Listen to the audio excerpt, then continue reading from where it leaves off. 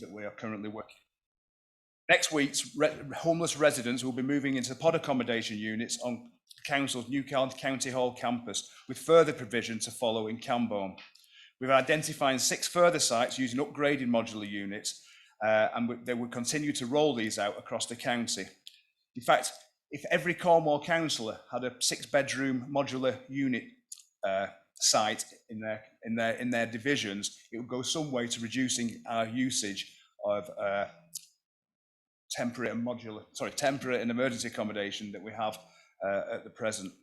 Work is also underway to convert a council building in Truro to provide a rough sleeper assessment centre in Cornwall, which will open in January.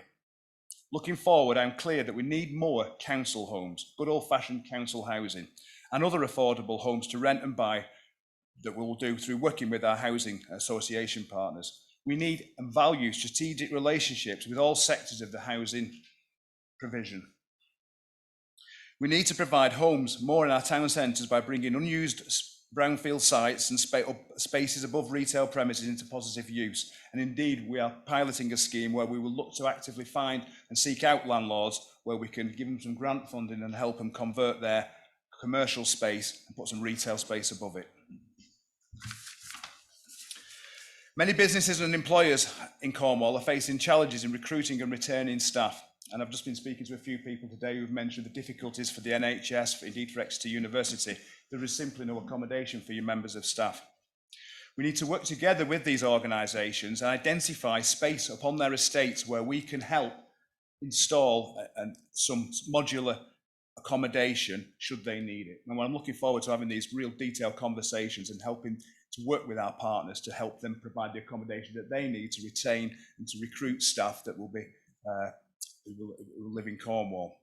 But there is much more that we need to do, and I'm clear that to address the housing crisis, we need to bring together all our ideas and contributions and efforts from the widest range of partners, including most of you here today. We are in the process of preparing a plan to respond to the housing crisis, which will set out a number of initiatives and actions for both the council and partners for the next year, both to address the most pressing issues and to lay the foundations for lasting change. Public consultation on the proposals for this plan was launched a week ago, and we've already had a couple of thousand responses. I would urge you all to add your thoughts and ideas. The survey can be found on the council's website. Just type in Cornwall County Housing Crisis. I look forward to the ideas and insights coming from you all today and the presentations that you will make, which we will feed into the plan and take in front of the council and look forward to implementing the ideas. Well, that's it for starters. Thank you very much.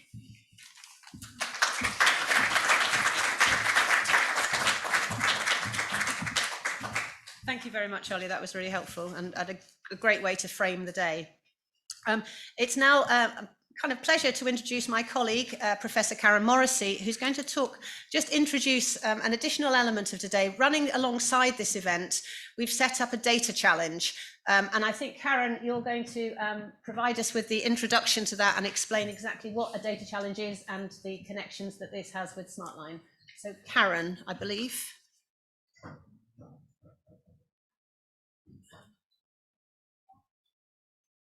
Oh, hang on, Karen, we're just...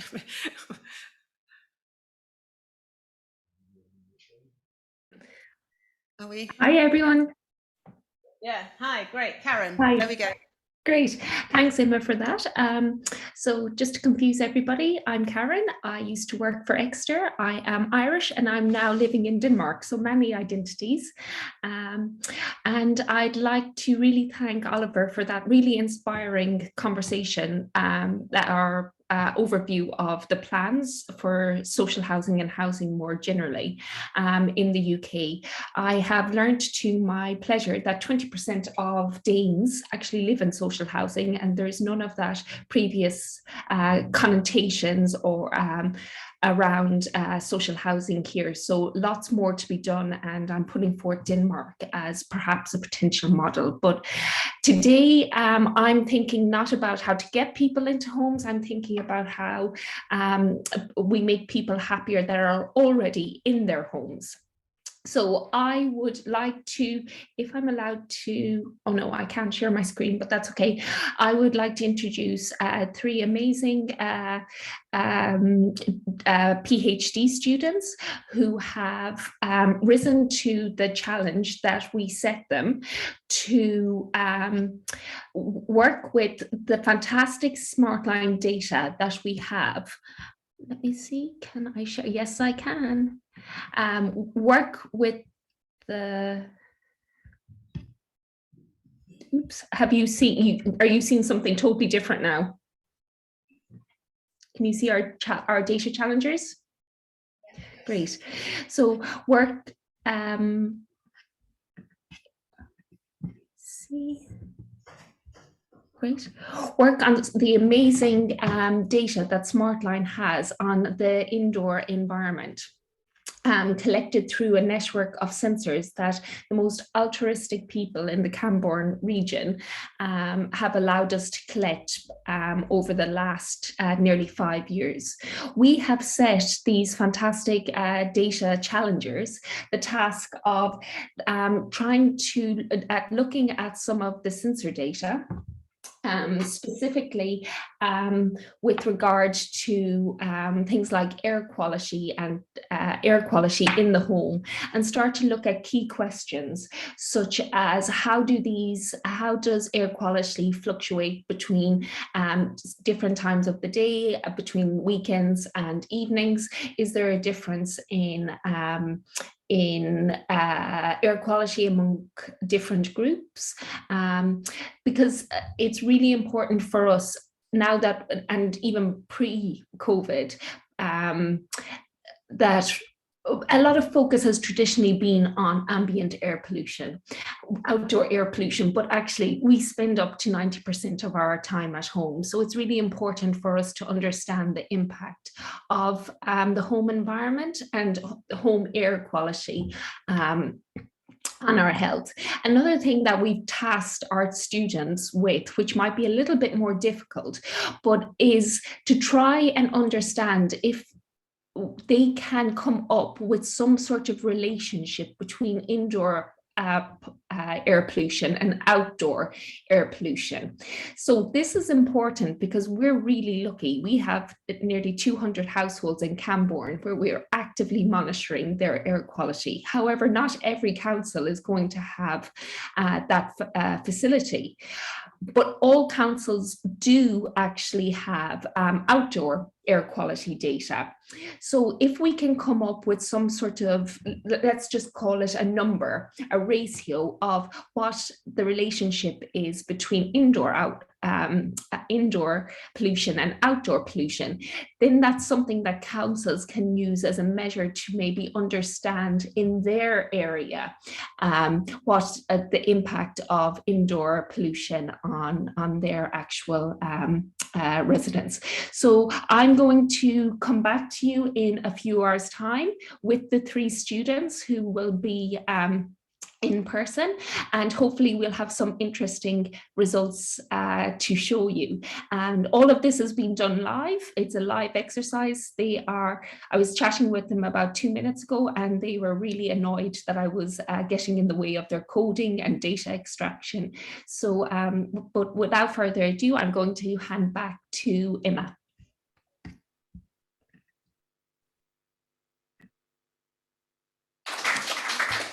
Thanks, Karen, that's great. And good luck to the students. As you say, we've got a really fascinating data set that's come from kind of over 200 homes that are part of the Coastline Housing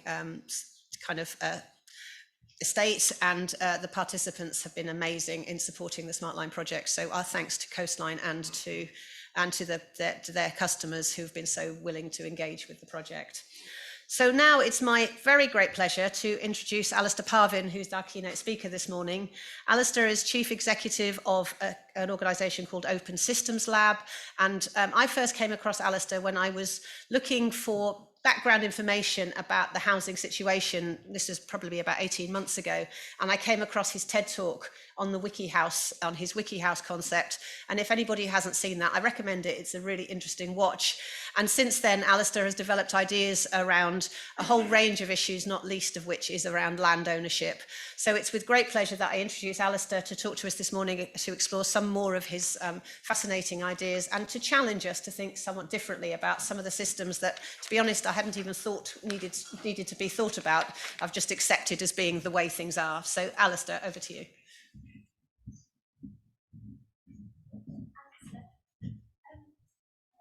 Shall I come and start it?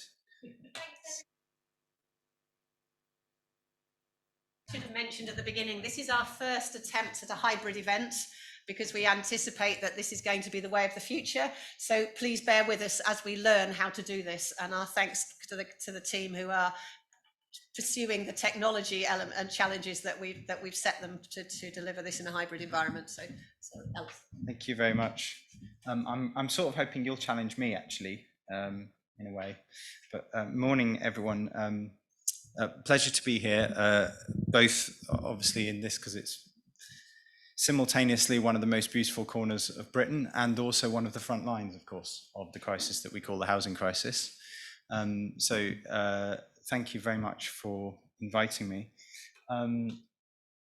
As Emma said, yeah, I'm the founder of a organization called Open Systems Lab. We are a small non-profit R&D company, which is a weird thing to be. And we're working on a whole bunch of things. Well, we kind of do what it says on the tin, really. We're working on trying to design new systems because we think that should be someone's job. It sounds very kind of opaque and weird, but I promise you we actually try to work on some quite practical things that people can actually use. So one of those is WikiHouse, which I'll touch on a little bit in this presentation. We're also doing some work on with a whole bunch of councils and with Deluxe, as they're now called, or Deluxe, or whatever you'd like to call them, on upgrading, digitizing the planning system. But what I want to share with you this morning is some kind of really still quite early, even though I've been obsessed about this for years, some really quite early thoughts about another project that we're beginning to kind of really think about more and more, which I will get to. There we are, it's working. So I'll go back. So already skipped one too many forward. A few years ago, there was a fantastic paper by the Government Office for Science about the housing crisis, which I thought was quite an interesting thing to do. And it contained this wonderful phrase, which is that the discourse about the housing in the UK is bedeviled by rival simplifications. And it's very, very hard to cut through the noise and the preconceived, sort of solutions and the drums. And what I often find is when the nearer you get to actual local communities and local organizations, it becomes increasingly pragmatic, practical and less ideological. But of course, it's not just simplifications, it's also misframings. It's very hard to talk about and see the problem clearly, right? Because it's such a complex problem. It's like fish trying to have an argument about water. It's a very, very difficult thing to talk about. And I would say one of the problematic framings that we have, arguably, is this very phrase, the housing crisis. Because as all of us know, it's not just a housing crisis, right? It's also a climate crisis. It's also a health crisis. It's also a care crisis. You get the idea, right? There's all of these things are all inextricably complex and inextricably connected, and they all have their roots in our land and housing systems. We could go on, right? I put this one in because there's some headlines recently talking about how London is the money laundering capital of the world now, which is a very bizarre sort of thing for us to have on our CV as a country. Someone recently described this as a kind of the housing crisis as really the everything crisis, and actually in a way that's kind of true. It's not hyperbole because it sits at the root of so many of the issues and challenges that we're facing. And the other thing that I find really weird is that actually most of us agree on what we want, right? We want to make beautiful, high quality, affordable, leafy, green neighborhoods that are kind of inclusive, that have great community infrastructure, great schools that are great places to grow up and to grow old, right? And again, the closer, a local level, a lot of the politics, the party politics dissolves away. And actually we find we agree on an awful lot of what we want. And so I find that really interesting, that we broadly find it quite easy to agree on what we want. And yet it's not happening in a lot of places. And it's not because we don't know how to do it, right? We've got examples all over the place that are really inspiring examples. This is older women's co-housing in Barnet, but equally I could hardly not throw in, for example, this is Cornwall CLT. And it's also not because we don't have enough land, right? Land by definition is all already here. There's no more of it, but it's all here. This is a fascinating collaboration we did with some friends of ours for West Midlands Combined Authority, where we just looked at their land portfolio and discovered that if you filtered just for sites that were only the size of 15 houses or fewer, they had vacant land in their ownership with capacity for probably around 15,000 houses. So in a sense, however you look at it, one way or another, the land is already here. It's not because we don't have enough land. And it self-evidently isn't because we don't have enough money, right? Arguably, that's too much. That's the whole problem, right? We keep kind of thinking, usually when we hit complex challenges, we go, oh, right, it needs more money, and we throw more money at it. And of course, an awful lot of what we've been doing over recent decades is throwing money at the housing crisis, which is similar to throwing fuel onto a fire, because by definition, it's an inflation, right? So we have things like stamp duty cuts or subsidies and things like that, which then further inflate property prices. I've sort of amused myself by reflecting on this kind of weird moment in history where two people in the same building will independently be having both these conversations, or one's going, oh, what can we do about this huge inflation and the other end of the building in another room someone's going, oh, where will we find the money to fund climate change care, etc. right? So the problem, it's not a problem of just a linear obvious problem. There is something broken in the operating system where something's not connecting, right? Something's not working. This quote is often attributed to Einstein, incorrectly, apparently. It's one of those, like most quotes, lots of people have said it. But in other words, we just need to spend a lot of time really understanding exactly what it is that the problem, what is the root of the problem. And one of the ways that I find most useful is to take this sort of graph, which is one we're probably most of us familiar with, which is the inflation of house prices in the UK, and realize that actually when we break it down, it's actually this. Most of what makes a house unaffordable is not the house. It's the land underneath the house. And by the value of land, obviously it's just mud. What we mean is the value of the location. So to really understand what's going on in our housing system, we actually need to understand what's going on in our land system.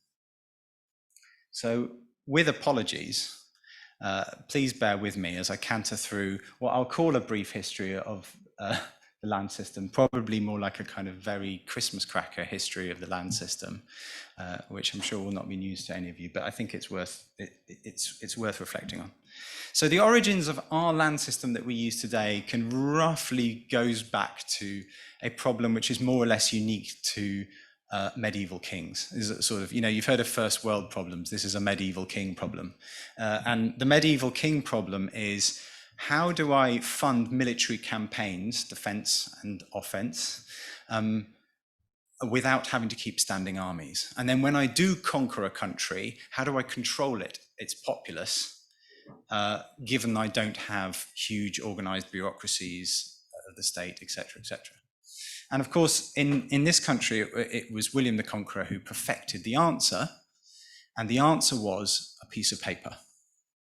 And the piece of paper basically said to lords and nobles, if you lend me your troops whenever I want them, in exchange, I will give you your own personal fiefdom.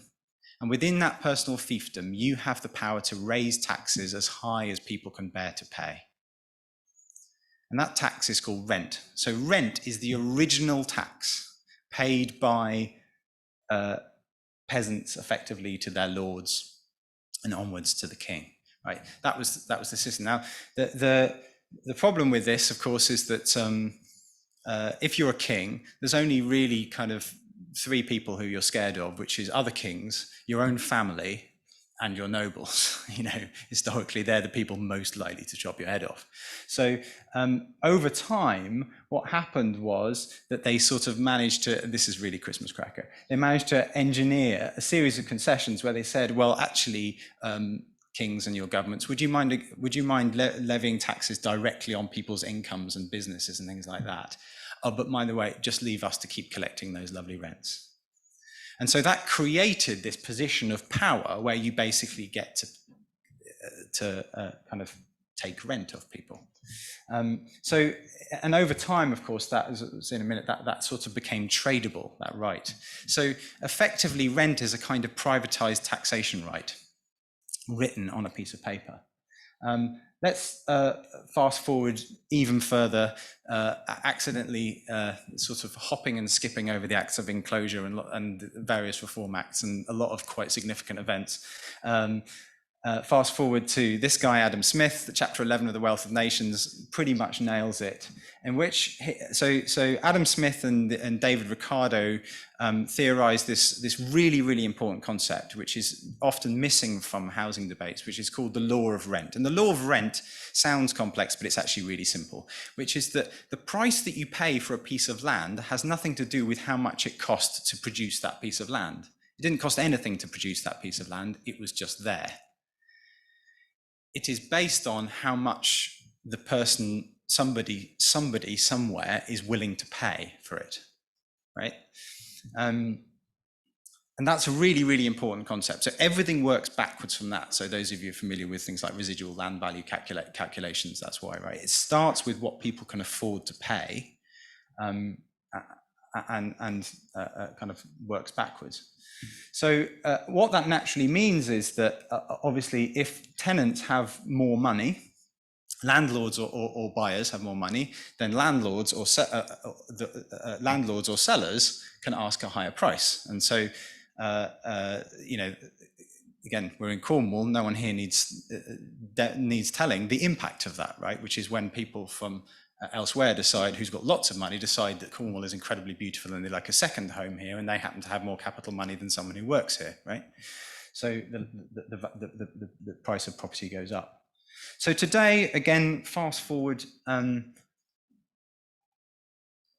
through various significant events like we mentioned, the planning system, and there are broadly three diagrams in this, three positions of power in this diagram. One of them is you know, landlords, one of them is tenants. I always think this is amazing that the clue is written in our language and we don't notice it. Landlord, you can literally buy the right to be a lord and take money, you know, a percentage of people's income off people. This is not a pejorative thing, by the way. I used to be a landlord. It's not, you know, there's no good guys or bad guys. I just think it's really funny that that's a thing you're allowed to do. But also, of course, there's this middle tier, which is homeowners, where effectively those who have enough money or can borrow enough money to effectively buy your freedom, buy your way out of this tax for life. So you don't have enough money to own someone else's house, but you do have enough money to own your own house, right? So this naturally becomes this really desirable position, especially when prices are inflating. But of course, that creates essentially an infinite demand market for debt. So, because of course, their mortgage lenders will come along and say, right, we'll lend you some money. And they say, do you want that? Yes, I do want that, please. I would like to be, to have that freedom. And so they lend money. But of course, they lend money. That means people can borrow more. So house prices go up. And that means that the things are worth more. So there's more collateral against the loan. So you can lend more. So if you deregulate banks, which is exactly what happened from the 70s onwards, what happens? We start to get this runaway kind of spiral. And anyone who has seen the film The Big Short is familiar with that story. That is the reason, main reason really, why in the 90s and 2000s we saw this huge explosion in house prices. People could borrow more, so they could pay more, so house prices inflated. All of which leads us back to the current day. Amateur history lesson over, sorry. All of this leads us to where we are today, where around 80% of all the wealth of the UK is these pieces of paper. these privatized taxation rights. Isn't that incredible? Like that top bit of white, that's all the gold, all the businesses, all the other stuff we own, right? The main primary form of wealth is these privatized taxation rights. And yet, of course, it is a form of wealth that is literally, in real terms, impoverishing us into small houses, high land. Basically, simply put, the more money we have to put on the cost of land, the less money we have to put into everything else. So in a nutshell, it's this, right? We're trying to tackle the challenges of the 21st century with, I think, actually in many ways the values of the 21st century, but we're still running on an 11th century operating system, essentially. The fact that we've allowed this 11th century model to sort of persist has created two big markets, right? The first market is, as we said, that market of buying the right to capture about half of someone's income for free. Or mostly free. And the second one is what you could call the land value capture industry, which effectively consists of buying up prospective development land before it has planning permission, capturing the massive uplift in value when we collectively come and install infrastructure and give our consent for development on it, building generally the smallest homes you can get away with and then selling them. And again, this is not a pejorative, it's a business model, right? That is, if you read the Calcutt Review, it sets it out very, very carefully and accurately how this works. And of course, those two business models throughout the last 2 decades, we've really looked to those to build most of our homes and build most of our places. And then we've scratched our heads when the quality of what comes out isn't very good, right? And most of what people call bad design isn't bad design, it's perfectly good design, but it isn't aligned with the objectives we think it should be aligned with. So one of the best speech ever made by this was made by that radical Winston Churchill. It's called The Mother of All Monopolies, and this key point here: roads are made, streets are made, railway services are improved, electric light turns night into day, so forth, and all the while the landlord sits still. The land monopolist reaps an exact proportion not to the service, but to the disservice done to the community, because, that's it. So if we were going to go back to scratch and sort of rewrite the rules of our land system sort of from scratch in a dream world, what are the kind of first principles we might take with us that we can all basically probably agree on, hopefully? The first is that land is a platform for everything. And whether you like it or not, the essential truth is that land is licensed using bits of paper, whether you can call it tenure, call it ownership. Ownership is just another form of tenure. Land is licensed to citizens by the sovereign. And in theory, by the way, is still the Queen, which if you've ever seen the film Johnny English, is a hilarious comic take on this legal truth. But in practice, in a functioning democracy, the sovereign authority is everyone. So land is a platform licensed to citizens by everyone on terms that we decide.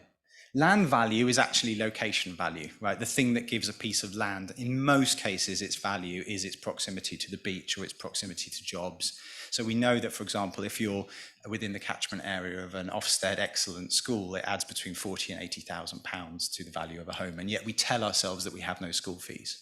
We do have school fees, it's in the house prices. As Winston Churchill said, all goes back to land. And the third principle, which I think is pretty foundational, is this idea, as Adam Smith said, location value, that value is ultimately created either by nature or by the community, and should therefore be captured by the community to pay for community infrastructure, like that school. So this is one of the weird things about our system, is that those land rents, because they can be privately captured, they are not captured in, or at least very little of them, are captured to then invest in schools, even though it's the school that was creating that value in the first place. So let's indulge ourselves with a game of if we were in number 10. That was me, being on my election day. What might we do, right? Well, there are some things, there's some big things that Westminster could do, and actually I'm pleased to say there's a growing cross-party consensus around some of these ideas. One of them is some reforms to a piece of legislation called the Land Value Compensation Act. that would allow the public, for example, councils, to buy land at its pre-planning value. In other words, the value before planning permission has been applied, and its value shoots up from a few £1,000s a hectare to a few £1,000,000 a hectare. So obviously one of the catastrophic mistakes we've been making over recent decades is largely just selling off public land. It's fantastic to hear about these initiatives where to tackle the immediate challenges we see in councils like Cornwall buying up bits of land to build social rented homes and things like that. But they still have to pay over the odds for that land, right? So they're still having to pay for what's called the hope value speculation. So actually, since land value is created by everyone, it's a natural point of justice that we should be able to buy it at its current value, not at its speculative value. And therefore, we can capture that difference as communities can capture that many millions of pounds uplift and use that to build the schools, the roads, the green infrastructure and so forth that supports that. So that would create many billions of pounds a year, as well as being a good principle of justice and dampening poor quality speculation. And the second thing that we could do is we get really radical, is we could scrap council tax, stamp duty, VAT, and arguably you could even scrap some income taxes, because as we know, income all comes back to land anyway, all goes back to land, and replace it with what often gets called the land value tax, or you might call it more truthfully a location value tax. I would prefer to give this a bit of a slightly better branding. Let's call it a community ground rent. Now, if we were doing that really well, what we would do is effectively, we collectively would essentially be renting the land off everyone, because that is as we know, the truth, right? So if we were doing it really well, sort of follow the ideas of the economist Henry George, the community ground rent would be so high that the actual tradable value, the sale value of that piece of paper would become zero, right? But of course, that's probably not going to happen, is it? Right? Because 80% of the wealth, right? We are all, in our many different ways, variously invested in this system. Even if you don't own property, if you have a pension, your pension fund is invested in this thing, right? No government, whilst there are, as I'm pleased to say, we might see bits of this shift towards some bits of the taxation system shifting towards a property tax. The truth is, it's probably not going to happen in our lifetimes, because it's so difficult for us to transition fairly for everybody from one system to another system. So is there another model, right? Can we start to inhabit these principles more locally now, in the spirit of Buckminster Fuller? Can we build a new model that makes the old model obsolete instead of trying to go to war against the old model?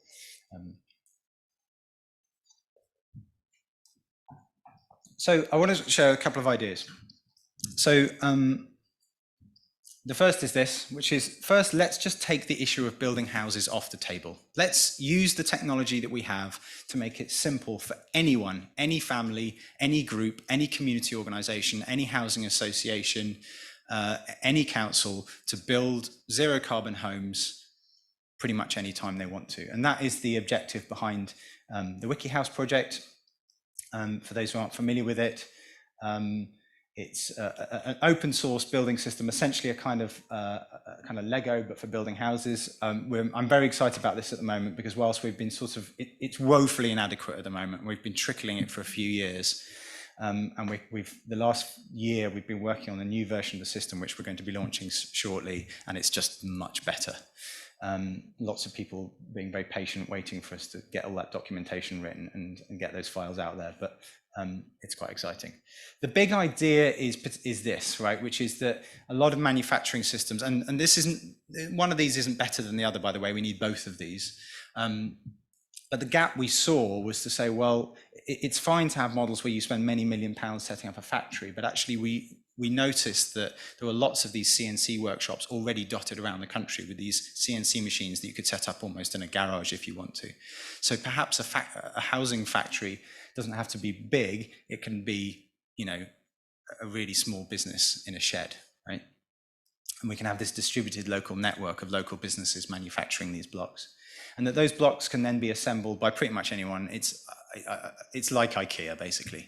I don't know if that brings good or bad connotations, but it's very quick. So you don't need traditional construction skills. Initially, we were focused on self-builders, but of course, actually increasingly the ability to have, to just take away those skills barriers to building precise, millimeter accurate, zero carbon homes really benefits everyone.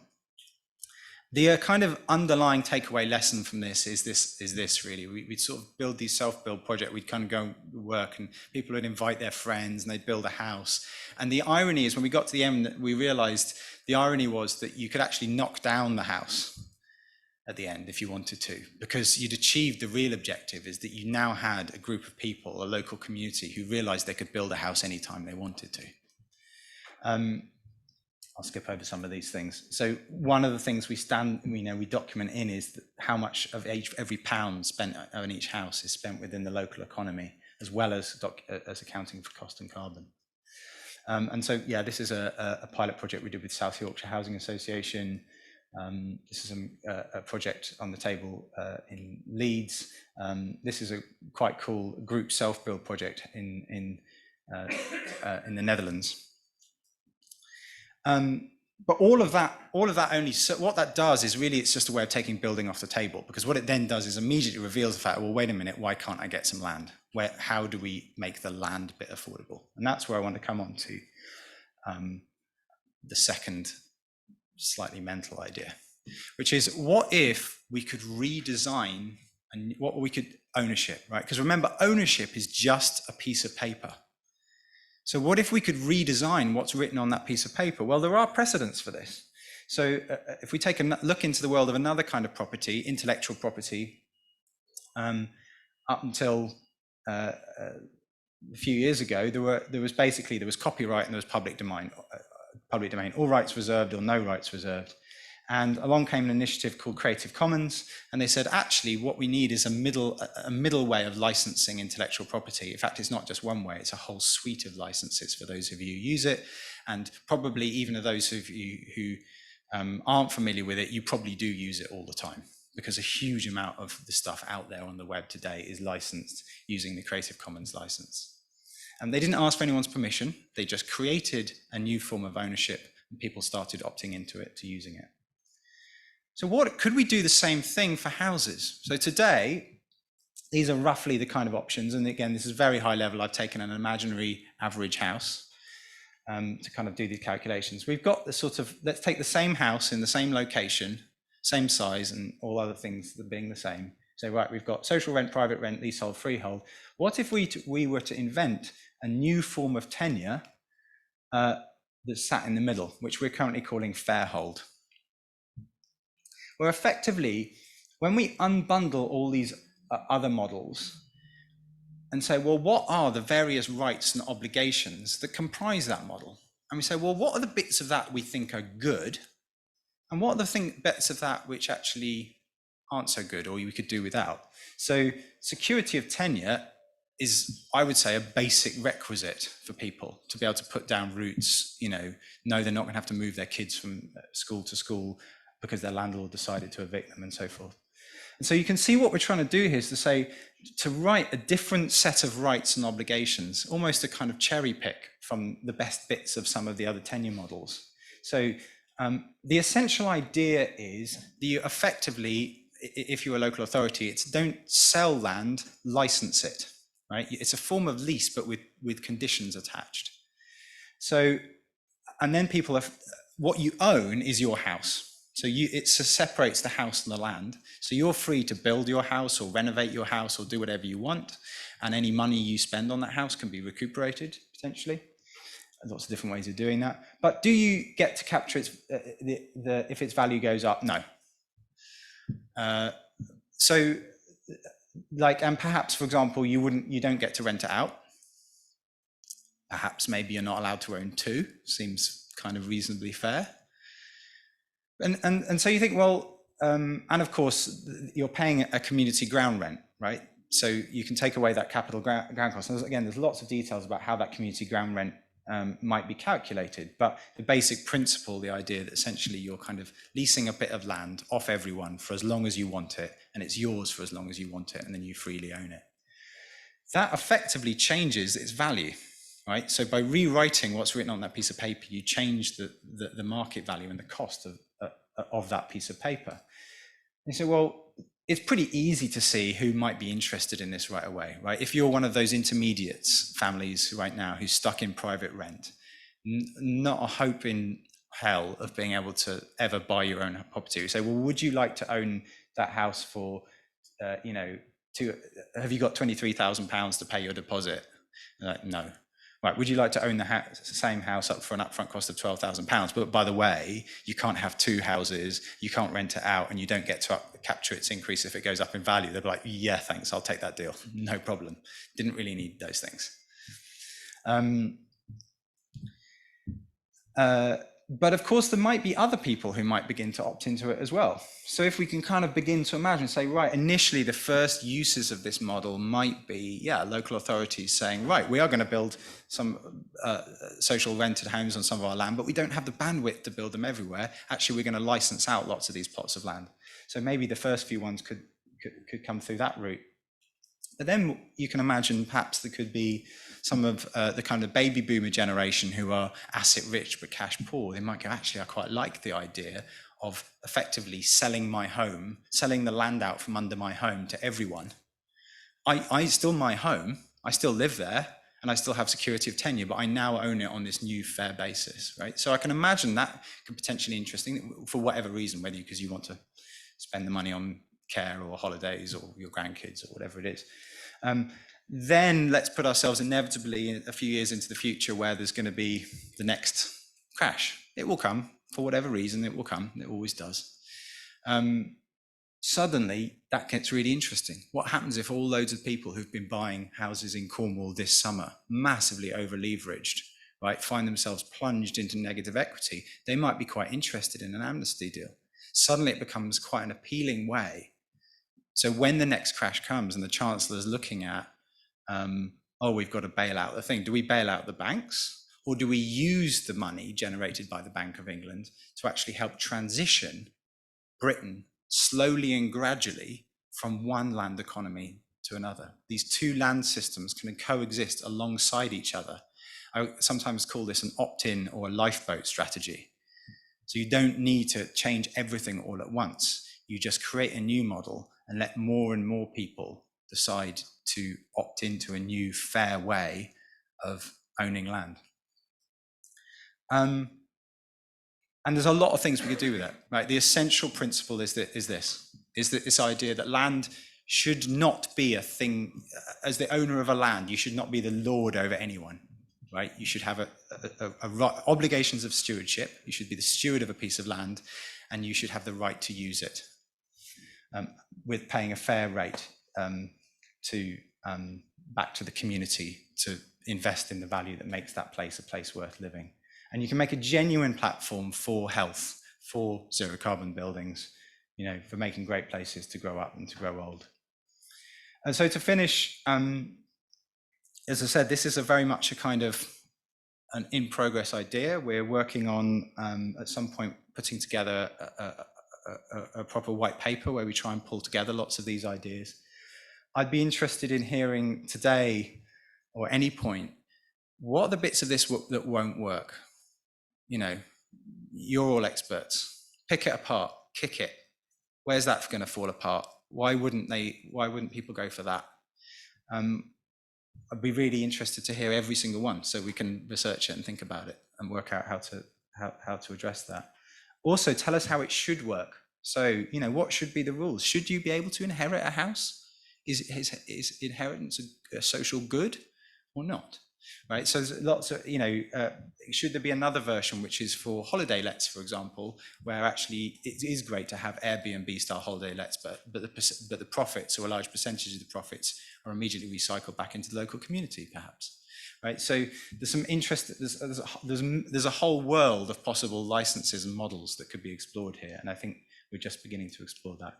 We are also just beginning, there's a fantastic researcher called Neve Butler who's just started working with us on a really interesting project, which is sort of a side project or a supporting project to this, which we're currently calling the Ownership Genome project, where we are gathering examples of different types of ownership and tenure across geography and history, from both ancient indigenous models to new modern innovative models, and unbundling them and classifying them in terms of the different rights and obligations that make them up, to see what we can learn, to see what patterns we can take from history, dust off and reuse. And on that note, I will finally shut up. Thank you very much for listening.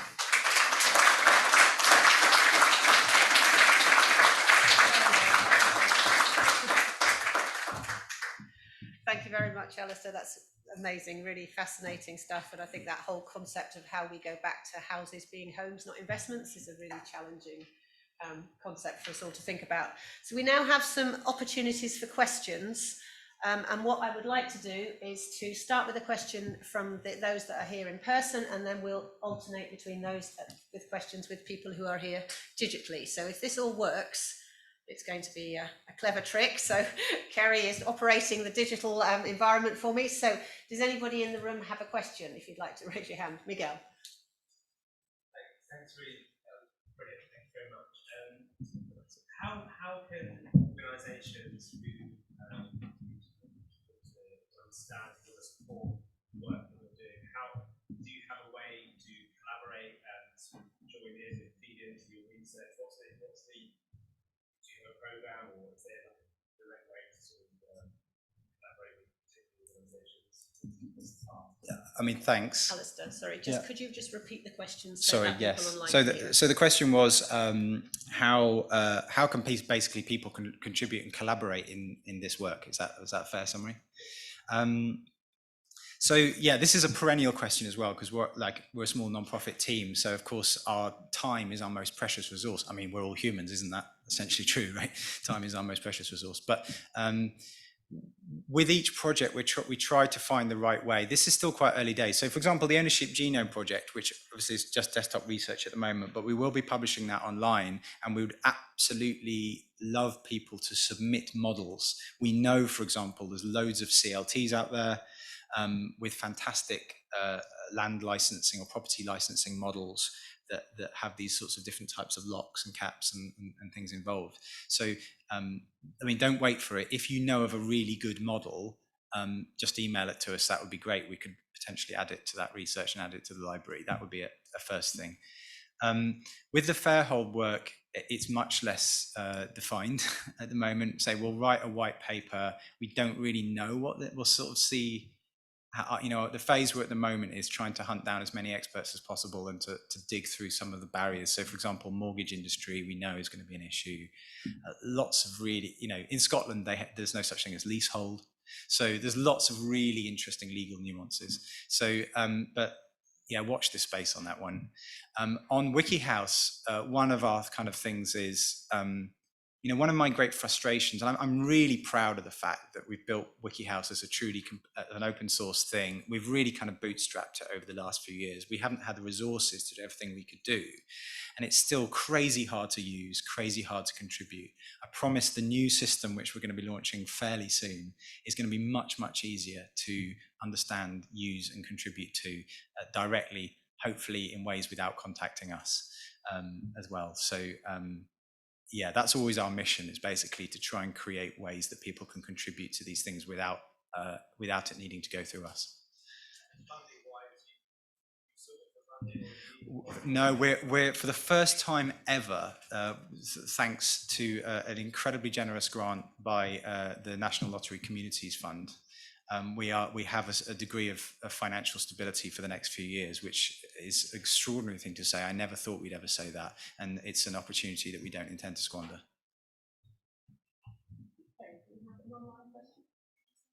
Oh, sorry, Kerry, do we have an online question?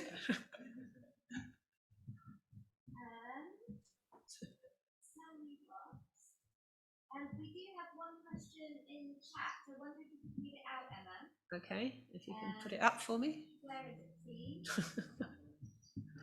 Anyway, Alistair, you read it out when we find it. As you can see, we have a very chatty group. That's great. Do you want me to shout it out? Yes, please, Vanessa. I love these ideas. How do they apply to areas like Foy, Helford, Cornwall, etc., owners of multi-million-pound properties? where these areas have been brought out of all Scotland community? Yeah. Yeah. How would it apply to areas like Foy, where there's multi-million pounds, some multi-millionaires? Is it really kind of buying second homes? Is that the gist of the question? I think that's the gist of the Yeah.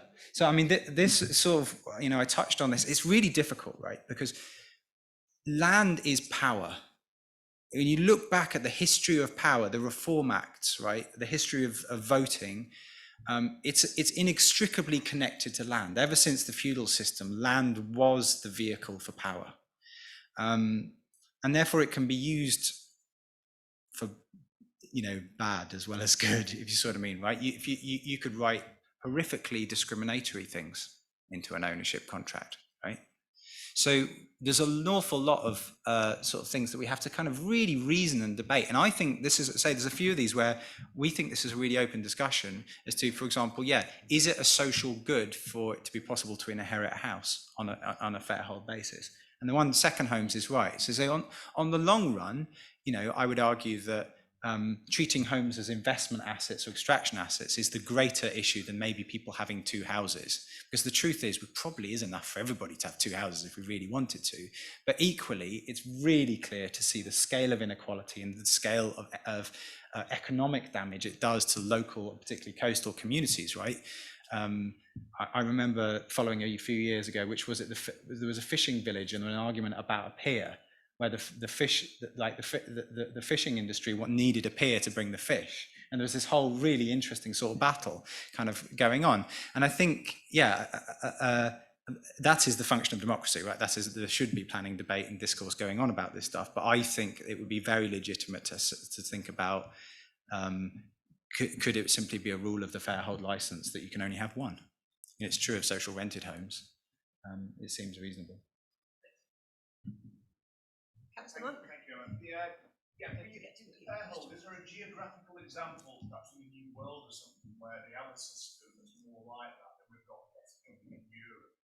Yeah, so this is the stuff that, the question was, is there a geographical example, for example, from the New World, which we can learn from? The answer is yes. This is why I need Niamh here, because she's been researching some of these models. So, some of from the Brehon tribes in ancient Ireland had extraordinarily different models of ownership.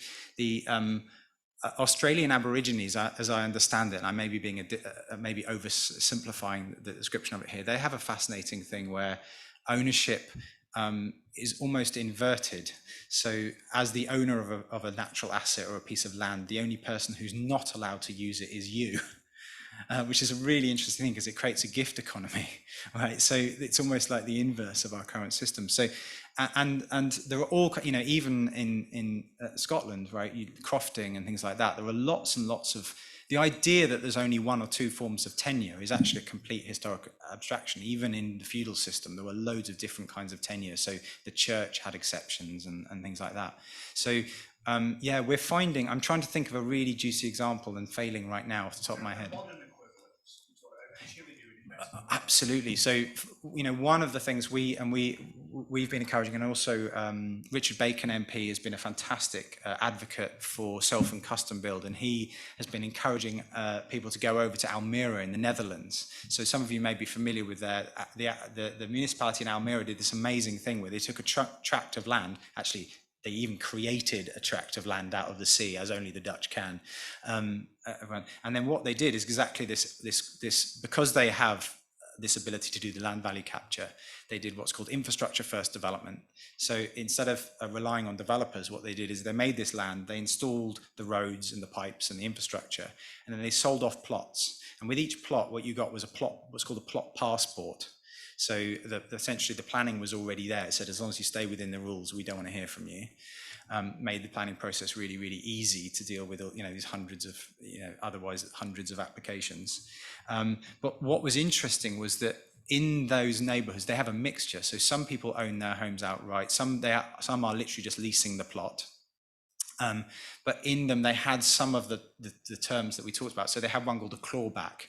So the clawback said that if you bought it, but then flipped it in less than 2 years or something to just make a profit, that you'd have to repay all that uplift back to the development authority. So it was a way of putting into the rules to say, if you're here to speculate, this isn't for you. This land is for people who want to make a place to live. So there's loads and loads of precedents in there. That's what we're really trying to do with the Ownership Genome project, is to gather some of those, find those patterns, so that there is an evidence base and a precedent base that local authorities who might, or any public body who's looking to use this model, can look at and point at. I'm ready.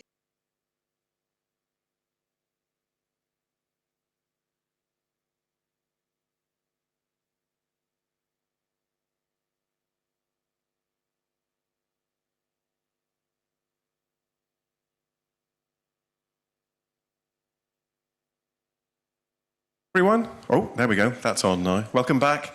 I'm Alistair Young, Chief Exec of Coastline Housing. We're going to be taking some of the questions that have come back from your workout groups now. We've got an esteemed panel of experts who will introduce themselves in a minute. The way it's going to work is we're going to go through each of the work groups that existed, the physical ones and the virtual ones, because I think we've actually got more people remotely than we have in person here. So you guys aren't as important to me as these guys, sorry. And we're going to take those questions and pass them on to the panel to deal with.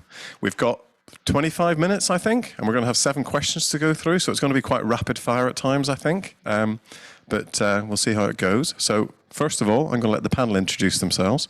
I've told them to be brief. Let's see how we go. Yes, I'm John Lloyd Owen. I'm the Service Director for Housing at Cornwall Council. Okay. Hi everybody, I'm Anthony Ball. I'm Public Health Practitioner with Cornwall Council. Hello, I'm Lara Bell from Resonance, and I'm Head of our Community Assets Funds. Thank you very much. And if any of you want to find out more about them, their personal interests, etc., you can always grab them at lunchtime. Right, we're going to kick off. I think, first of all, the first breakout group was about challenges to the planning system. And Georgina Murray, is that right? Founder from People's Land Bank? Yes, is that that's correct? Right. Now, you had the enviable task of actually managing a hybrid group that was in person and remote. I think we can say that it didn't work. Oh, no. But did you come up with a question for us? Yes, we did. Okay. If you could change one thing about the planning system, if you could redesign the planning system tomorrow, how would you design it? Okay. Now, what I said to the guys is I wanted this to be like kind of fastest fingers first on the buzzers. So we're going to see who shoots their hand up first and says they want to deal with that. Anthony's looking in the other direction. Lara's not sure. Yeah. I think, John, you've got this one.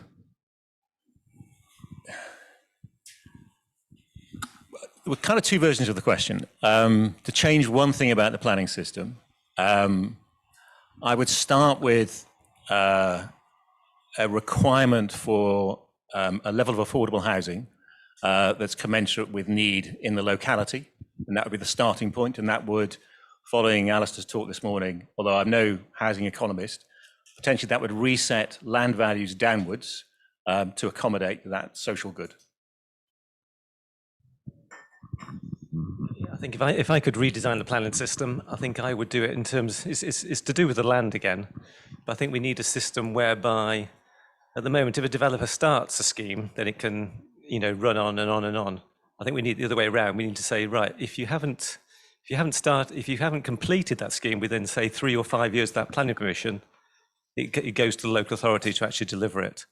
I think that would force land to actually be developed, and for those developments to go ahead rather than sitting on them for several years and then creating a housing supply issue. Okay. One quick comment then. I think there should be a better opportunity for potential development of sites to be discussed with local authorities prior to even a pre-app. So more transparency, better opportunity to discuss, and I think being able to get a steer from the planning officers what they like, what they don't like, ahead of having to go into a pre-app would be very helpful. Okay, thank you. I'd love to get into the pace thing with Anthony, but I'd be falling guilty of not keeping on with the pace of what I have to do here. So I'm going to set that to one side for a minute. Right, so thank you for that, Georgina. Next, we are going to, this is the group that I was in, which is group 2, Building More Sustainably. Emma was going to do the question from this, but Emma says that we've heard enough from her today. I'm not sure if that's true. Where's Emma? Thank you, very gracious of you. So for the work group that was here in the conference centre, Justin is going to do that for us. Where's Justin? There, thank you. So this is Justin Ricks. Hello. So the question we had was, how do we build for the future and address the needs of the moment with the least or no regrets approach? Okay. Now, I'd like someone other than John to go first on this one, because John was in the group, so he has the answer already. Yeah. Okay, in terms of building for the future and sort of meeting the needs now, I think we need to look at how we build homes and why we build them. And they need to be adaptable for the long run. So, as I said in my group, you look at houses built in the past, there's lots of land around them, decent garden space, so that improves your health and well-being. You've got space to move around. I think COVID has shown us and just reminded us again that if you have a lockdown and people stay at home, you've got to be locked down in a good quality home that does not negatively affect your health, but actually improves it. So I think there's aspects there. So I think it would, if I was doing it, I'd be looking at how can we future-proof these homes? Things like lifetime homes have always been mentioned in the past, but how do you make them adaptable so you don't have to spend a fortune adapting them later, whereas you put the equipment or the flexibility in at the start to then make that adaptation far easier and far more cost-effective. And it can be done, but it's just not done. So those would be my suggestions. Lara, did you want to come in on that, or? Similar comments, really. I think it's around flexibility of use, so you can expand and contract as need dictates, particularly in town centres. Easy to bolt on new technologies as we get different systems, new technologies, new energy efficiency measures, etc. We want to be able to invest in those now with the comfort that they're going to be fit for purpose in 5 years when the next bit of kit has come out. And yeah, I'll pass over to John. Well, as Alistair said, I was in the group. I think there's, in a lot of our discussions, I think sometimes we create false oppositions. And I don't think there's an opposition here between doing things in the short term to address the immediate challenges and the housing crisis that we face and that we've discussed, and building in a way that's sustainable in the long term. And I think, if you for example, if you take the use of modular products, modular housing, it's the kind of housing that can be built quickly, at volume, deployed quickly. But it's also the kind of housing that's really, really conducive to future amendment. There was a phrase I think Alistair used in our workshop around design for disassembly. So you can build in a way using modular products that you can expand, contract, adapt, that is essentially future-proof. So I think we can both build to meet our immediate needs, but also build in a way that we have homes that will last and can be adapted over decades to come. I'm finding it very disconcerting to have another Alistair in the room, because someone keeps saying that Alistair said something clever and my ears perk up, and then it turns out that it wasn't me at all, which isn't surprising. Can I just briefly join those two questions together? One thing that everyone I think has talked about is flexibility on this. Is there a conflict between our current planning system and a desire to build out a community and a set of homes, etc., in a way that can be flexible and can change over time? Just very briefly, I mean, I'm not a planner, and we have a former chief planning officer in the audience. Phil is studiously ignoring us, I think. Phil, do you have an opinion on that? I mean, my view, just before Phil comes in, is I think, you know, we're currently wrestling with it. We're trying to bring forward homes very quickly to deal with the pressures that Ollie, Councillor Monk, talked about at the beginning of the morning, to deploy modular units, perhaps even just for 3 years or for 5 years to deal with the immediate crisis. Too often, I think, this isn't about Cornwall as a planning authority, but planning authorities, understandably, I think, take a view about, you know, is this an acceptable use and product to deploy in this place, potentially for decades to come or indefinitely. And I think to have that space to be able to respond in the short term without people feeling a sense that they've you know, they're then left with an unacceptable legacy, I think is potentially a tension that can be difficult to work through. I don't know if Phil wants to add. Justin has one there. I think if you just talk, Phil, it will. No. Oh, yeah, that's better. Thank you. So I think the planning system actually, and it goes a bit back to John's, these false oppositions actually does create a system where there is a lot of tension and a lot of opposition. Going back to the earlier comment about what would I do to reinvent the planning system, I would ditch the whole thing we've got and go into the Netherlands and borrow their system, because it creates a much more housing much more quickly and it's a lot better. So we must be doing something that isn't quite right, and it does create this false opposition. So to try and release land quickly now, to do what John's been talking about, creates an opportunity for others to use that system to work against what we're trying to do.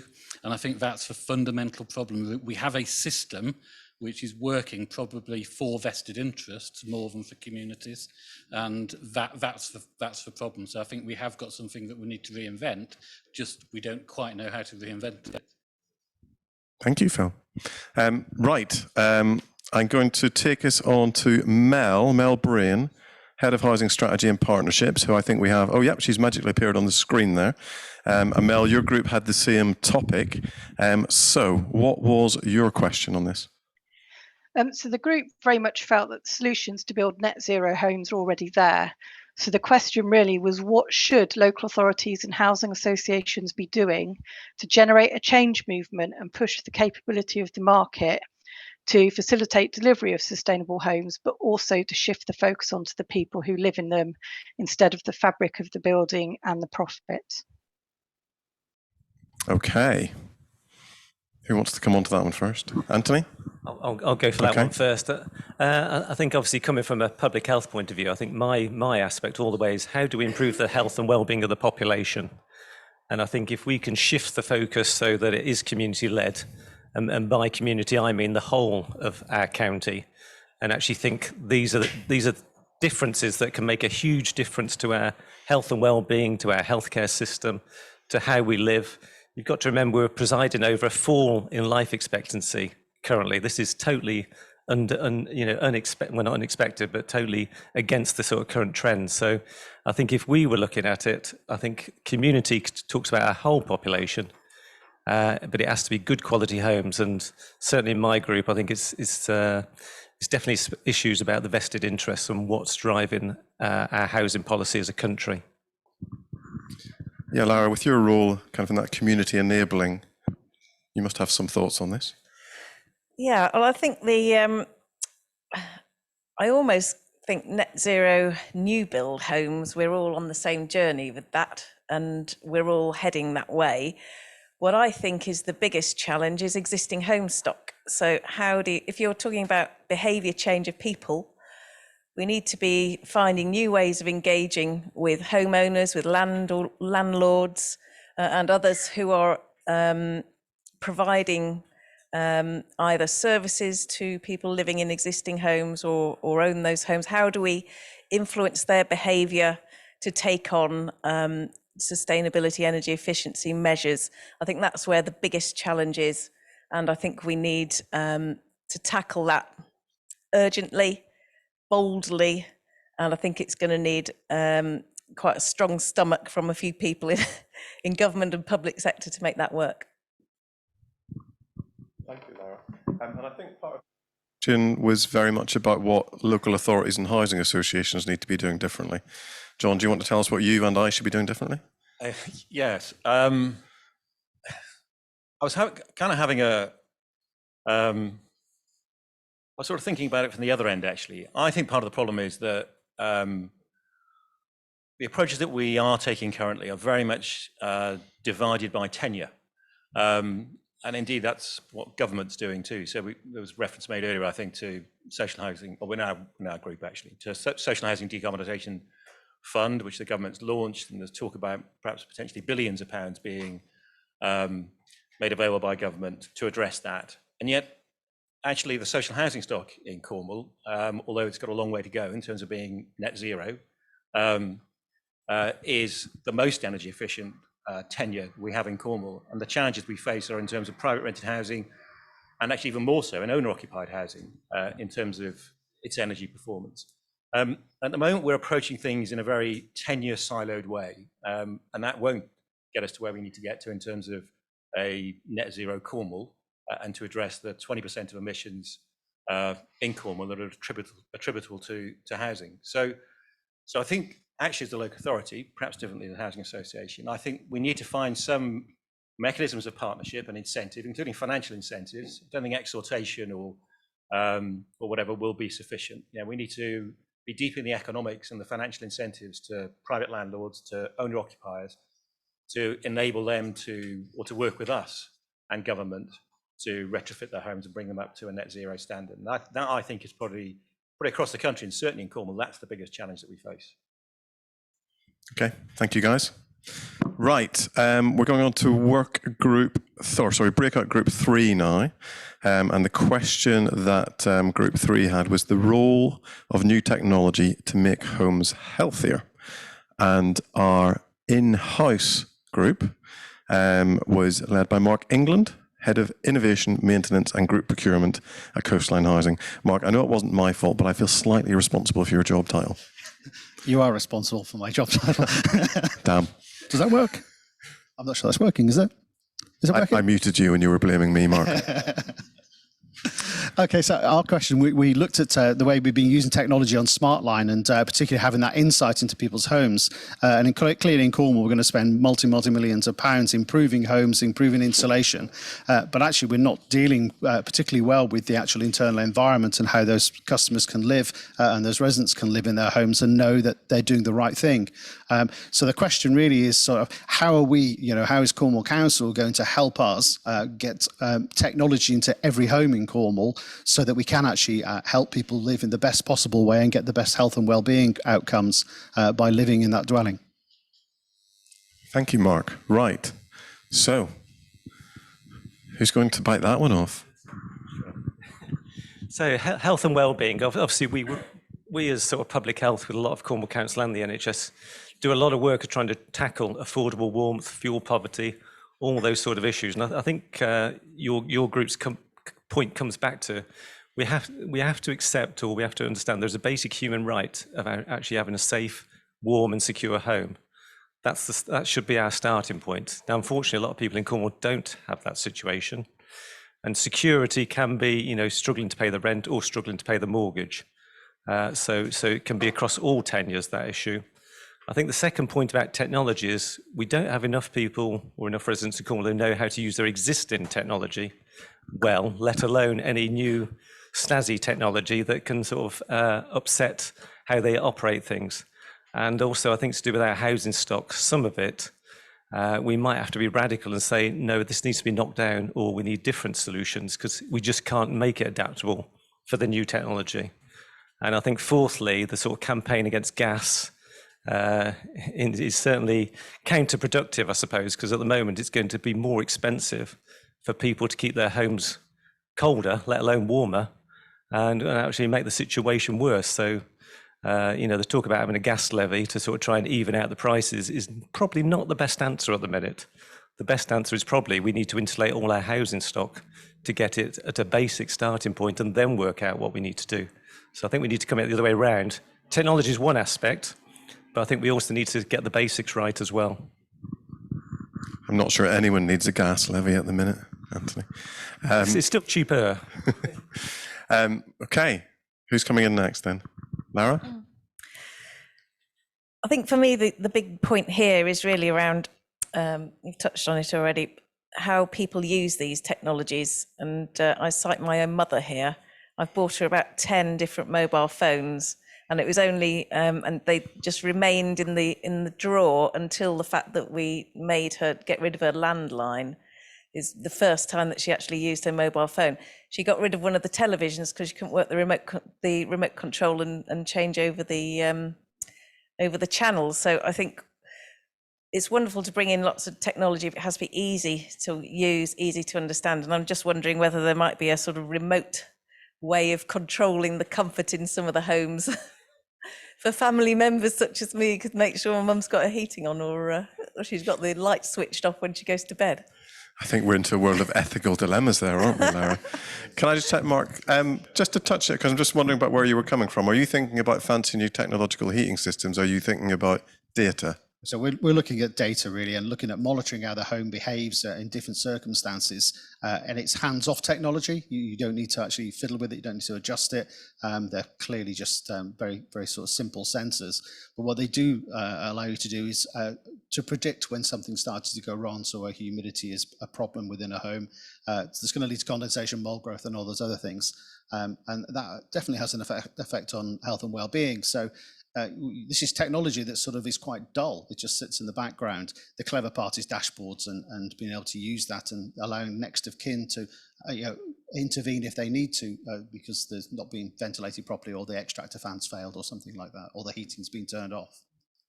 Sorry, but we're humans, aren't we? And some of us have got different aspects of whether we like things hot, cold, drafty, all the rest of it. So it'd be fascinating to see how it works. But John, did you want to come in on that one? Oh, okay. Miguel, am I right? Yes. Okay. Sorry, Miguel, we probably need to get you a... Hi. There's obviously a question as to sort of the accessibility of technology and whether or not the technology needs to be there in the first place. You know, like you say, there may be a more analog, better way of doing that through maybe like what Lara said, behavior change. But I wondered, a thought popped into my mind. Mark, have you ever, or the data collective, have you ever thought about gamifying the idea of managing, imagine if you turned your homes into like a game where if the moisture level was turned right and you created a character around each one of the elements that you need to control, and you got the children involved in managing this home in the most efficient way, and whether or not then you would basically get a whole generation of programmers and children who essentially see the whole community's housing of teams of who can manage the best, efficient homes and give awards to that. And then suddenly you've got a next generation who fully understand the next, the issues that houses face in terms of saving energy. If you gave them all points for switching lights off and make it analog, turn, the young people into these sort of activists within their own homes. Oh, we've got to turn that light off. Yeah. We've got to, reduce the degree of the temperature down. It's fascinating, and has, I guess, companies already using that approach in the way they manage their customer service interactions, aren't they? Of actually getting their customers, earning points and what have you for doing what their role would have been seen to be. Really interesting. Thank you. Right, I am going to have to move us along, but we could probably I could talk about that forever. That sounds amazing. Right, Dr. Tim Walker next is coming to us remotely, I think. Tim is the Smartline Research Fellow in Volunteer Wellbeing and Community Cohesion at the University of Exeter. Hello, everybody. So our question to the panel is, our start point was the same with the Smartline project. And our question is, technology has the capacity to identify health risks in the home, but how do housing and care providers intervene in a way which is humane, acceptable to the occupant and sensitive to privacy issues? Looks like you were listening to the last comment and then came up with the question. Yeah. That really does probe into that point we were raising there. Lara, do you want to, I don't know, you might, just because you raised the point about kind of how you kind of manage it with your mother, and I jokingly talked about kind of human rights. Yeah, thank you for that. Sorry. I think it's a difficult question, isn't it? And I think if you are starting from the viewpoint of the majority of people probably are able to manage their own environment, but there are some people who can't. I do think there is a role for that sort of thing. How do we manage the humane, the ethical questions? Goodness, I really don't have any solutions, but what we do is I suppose we just generally try to have conversations on a daily basis, try to make sure that mother is compos mentis, and engage on a daily basis whether we think that she's okay or not. I don't have any answers. It actually, really, if I can, as in my role as chair, do something I'm not supposed to do, but it very much reminds me of the approach that we take to care these days. We have an extra care home in Redruth. And it's all about person-centered care and making sure you know what that individual wants and having that understanding so that anything you do is based on that shared understanding of what is most appropriate for them, which I think is exactly what you're describing, Lara. Anthony or John? Yeah, I was going to say these things give away loads of data, don't they? And we give it away willingly. We rapidly click the thing saying accept all cookies, off we go.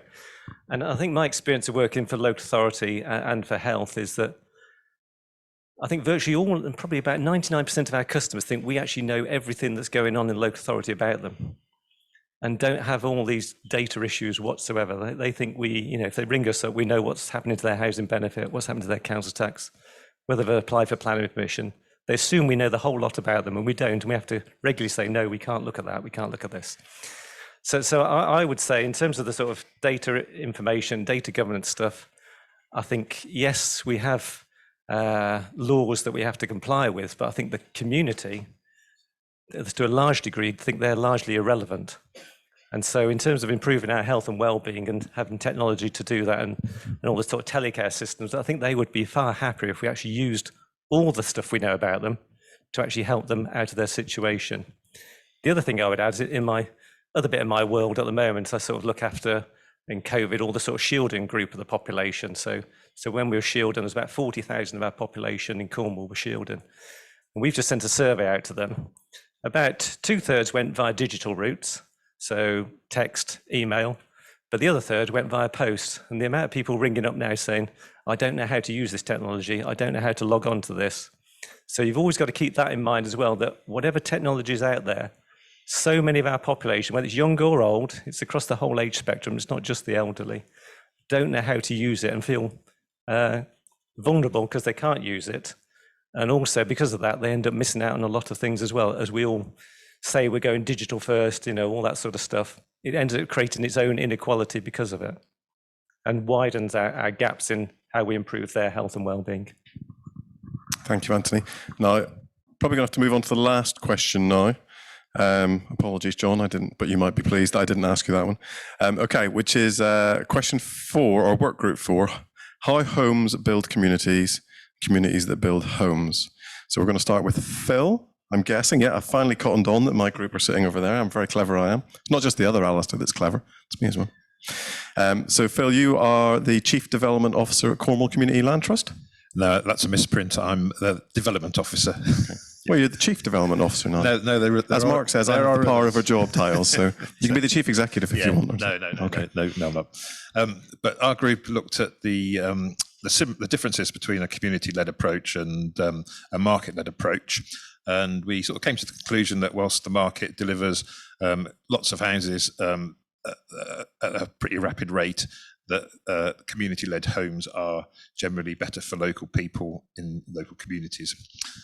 So our question was, how can the market and community-led sectors work together to enable more community-led projects? And we were thinking about things such as resources and speeding up the systems, that sort of thing. Okay, so working together for community-led projects. John has grabbed the microphone. Sorry. You don't have to apologise, that's why you're here, John. Yeah. So I'm glad you haven't presented this as an opposition, because I think it really is about how we can bring the different skills and capacities of both the market sector.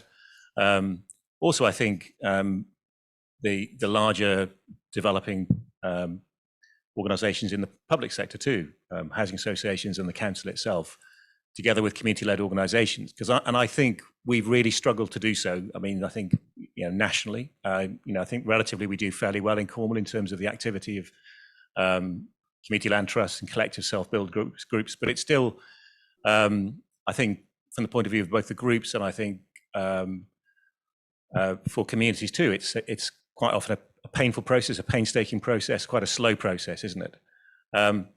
So I think there must be opportunities, I think, to look at whether it's in terms of securing land, it's about de-risking land acquisition, it's cash flowing development, it's bringing some of the capacities, not just financial, but also some of the skills and construction capacities of the wider industry and marrying those with what community-led organisations are so good at, which is understanding exactly what a village or a hamlet wants in terms of 2, 4, 10 homes, and providing those in a more timely way.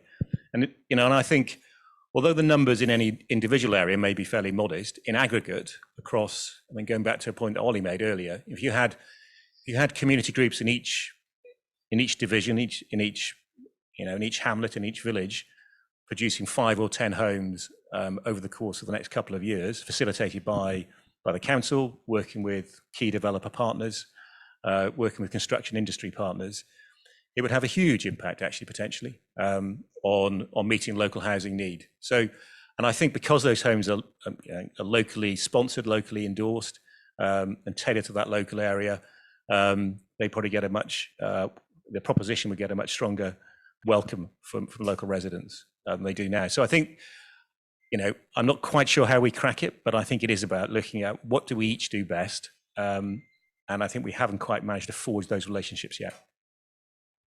Okay, I'll let Lara come in on that, I think, and then we'll probably have to go on to Alan. Okay, so I agree with you, John. I do think each sector has something to offer and has its own specialisms, and that should be allowed to, they should each be allowed to deliver what they're best at. But I think there are ways that each of the sectors can work better together. So private developers, local authorities and RPs and communities. I just thought I might mention a few things that we're seeing across the country at the moment of how communities are getting involved. We've seen a scheme whereby a public landowner has stipulated that the affordable homes in a scheme have to be developed by a CLT. That's quite interesting. So that enables then the community to feel that they're going to get a plot, so they can design it themselves, and they will be able to take that on board. And that's the 106 provision within that scheme. I think for me, the biggest thing to help everybody work together is for community housing to become an integral part of housing strategies up and down the UK. And we're starting to see that now, particularly around Greater Manchester, where the mayor is really pushing community-led homes. It makes a difference because suddenly the council officers have got, it's in the housing strategy. It means that it's part of their job to make that happen. I think that will be probably one of the best things to do. What else? It is around financing. It's around how do we use 106 commuted sums, how do we use our resources better together? And it's also around resourcing communities to assemble themselves, organise themselves and enable them to deliver their projects in a way where they're confident and also other stakeholders are confident of their ability to deliver. Thank you, Lara. Right, so our last question, and I'm conscious we're about 5 minutes over at the minute. Our last question is coming from Alan Fox, remotely. And Alan is the founding director and company secretary of the Cornwall Community Land Trust. Hi, Alistair. Good to see you, and hello, everybody. We had I'll be as brief as possible because obviously I'm aware that we're running over. We had a lot of very good discussion in our group. But the overriding question that we came out with was, what makes a good community and how do we assess and measure this ongoing? So in other words, not just at a point in time, but taking that research ongoing. Okay, what makes a new community? A good community. Oh, good community, Alan? Yes, sorry. Good community, sorry. Thank you, John. I would say in terms of health, there's two basics here. One is better housing leads to better health, and better health leads to better housing. It's as simple as that. And so if we were looking for an indicator of how is a housing scheme or anything like that made a difference, has it improved? One, has it improved the healthy life expectancy of the population that's gone into those homes? And has it improved overall life expectancy of that village, community, or wherever it is? That's how I would look at it, as a really good indicator to see what difference it's made. Okay, thank you. And John, I think? It's a challenging question, and there's been lots of discussion, hasn't there, about over the years around how you measure well-being and how you measure happiness. I was reading something the other day where there's a group in the Treasury that have come up with a new measure of well-being, which they plan to incorporate into Green Book appraisals. So well-being will be monetized, if you understand the Green Book appraisal methodology. So I'm not sure that really will be particularly enlightening. I think for me, what's essential to a good community is that everybody is adequately housed. And I think without that as one of the essential underpinnings in a community, you won't have a successful community, you won't have a good community. You'll have a community at least where parts of it are in stress, and that stress will impact on the wider community and other residents. So I think adequate housing for everybody in the community across a variety of tenures is a fundamental underpinning of a good community. And I think we do know how to measure that. And we do know where in Cornwall and in communities in Cornwall we currently fall short. And I think with that intelligence and that understanding, we can work out what we need to do to provide at least that basic prerequisite to a good community. Okay. I think I'm going to have to... you look like you're quite... Sorry. Just a one-liner. Yeah. I think it's about communities having the wherewithal to be able to solve their own problems to a certain extent, and without relying on others to do it for them. Okay. Thank you, everyone. Apologies for running slightly over. Thank you to the panel. I hope you enjoyed that. Yeah? Okay, you certainly were all enthusiastic, grabbing for the microphone. I think for me, just the key thing I think that came out of every single one of those groups was that we seem, for whatever reason, and I think Phil talked about it when he joined in, we seem to have set up kind of systems and structures and the sorts of things that Alistair talked about earlier in his talk that dehumanize the whole process and monetize and turn things into assets. And I think in the answers on every single one, people talked about people, they talked about community, they talked about dialogue, they talked about empowering. And those were constants, I think, on the answers for all of those, which would suggest to me that in some way the answer underpinning all of these is that we need to get back to remembering, as the title of the conference says, that these are homes, not houses. They're not assets. They're people's homes, and they're fundamental to their lives and livelihoods. So, round of applause for the panelists. Thank you.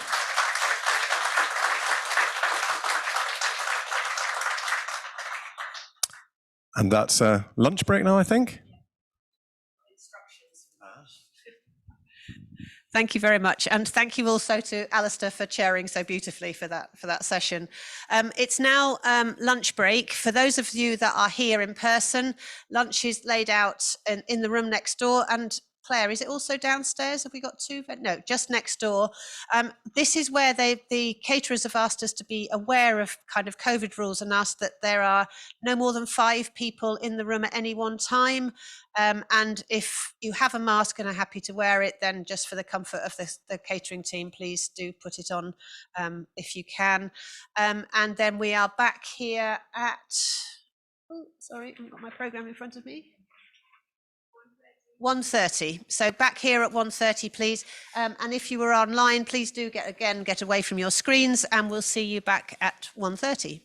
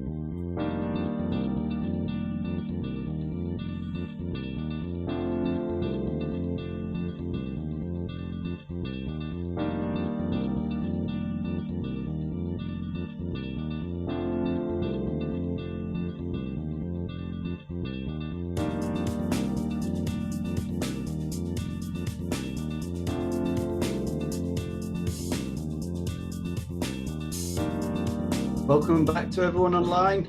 Hope you all had a nice lunch. You did, Nick. I bring biscuits with me.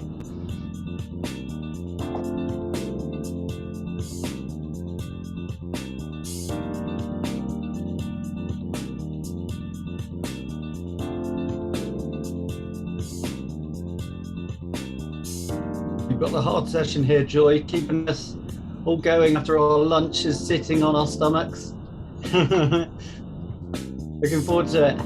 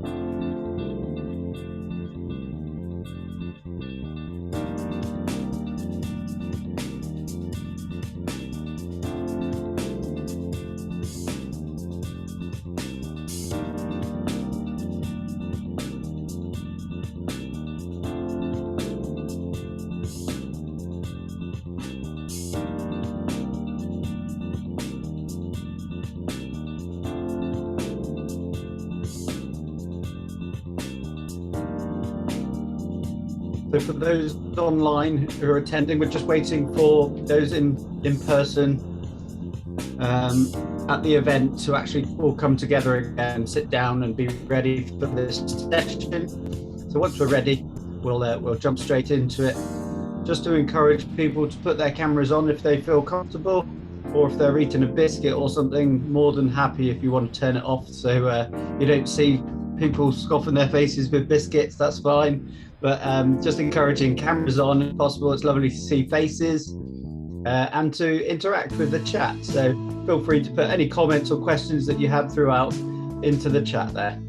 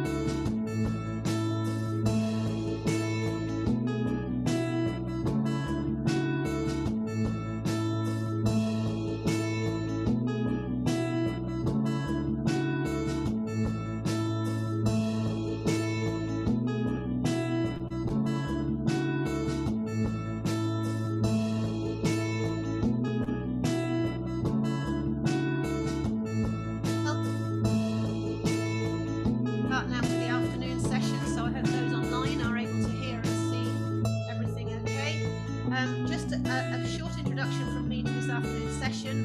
We're going to move into now sort of thinking about the lived experience and the sort of personal, which was a nice segue from how Alistair left us this morning. So Joy Ashman, who is Housing Strategy and Partnerships and Engagement Officer at Cornwall Council, is going to chair and introduce the next session, and then we'll go into a panel session following that. So I'm going to hand over now to Joy. And to you, Joy. Thanks, Emma. My name is Joy Ashman, and I am Housing Strategy and Partnerships Officer for Cornwall Council. And it gives me great pleasure to introduce this next segment.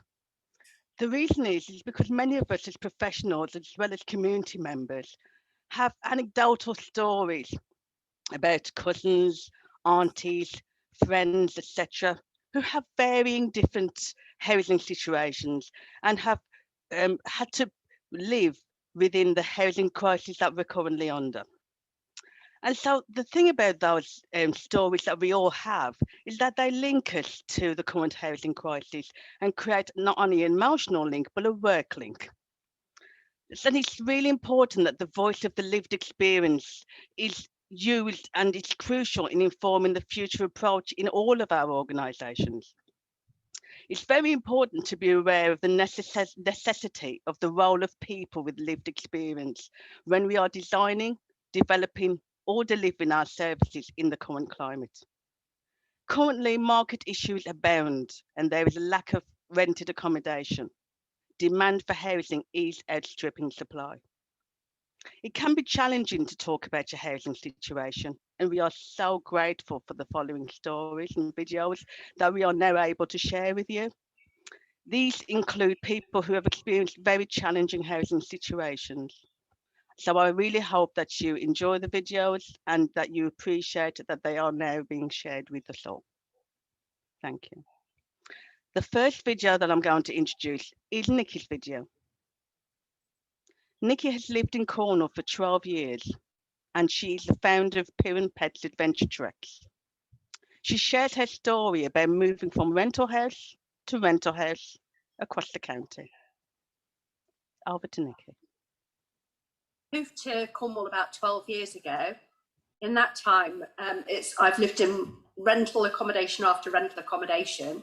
I've lived in probably about 10 different houses altogether. It's always quite hard because you never really know where you are. You're always moving from place to place as the situations in all the different houses changes.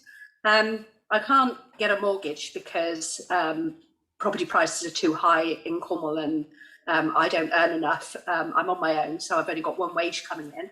I earn too much, so I can't really go for housing association. I don't quite earn enough to be able to go to private letting agents. They wouldn't really be able to offer me anything locally on what I earn. So it forces me into the private rental market. Then I just really have to go with whatever property I can get at the time. You're lucky if you get to stay somewhere for more than a year most of the time. My current rental is up in June next year. After that, I'm not quite sure what the situation is going to be because rental property now is even harder to come by. So it's a real worry. You have to sort of just hope that you know somebody locally, or that through contacts I've made while living here, I can hopefully find somewhere. But it's a bit of a gamble, and it doesn't give you much. Just don't feel very stabilised. You just never quite know where you're going to end up. I have thought about maybe even looking into a mobile home as an option, but even then you need quite a big deposit to be able to buy one of those, and then they only depreciate in value, so it's a difficult call. Not really sure what the solution is. I just hope I can find somewhere to live in 6 months' time.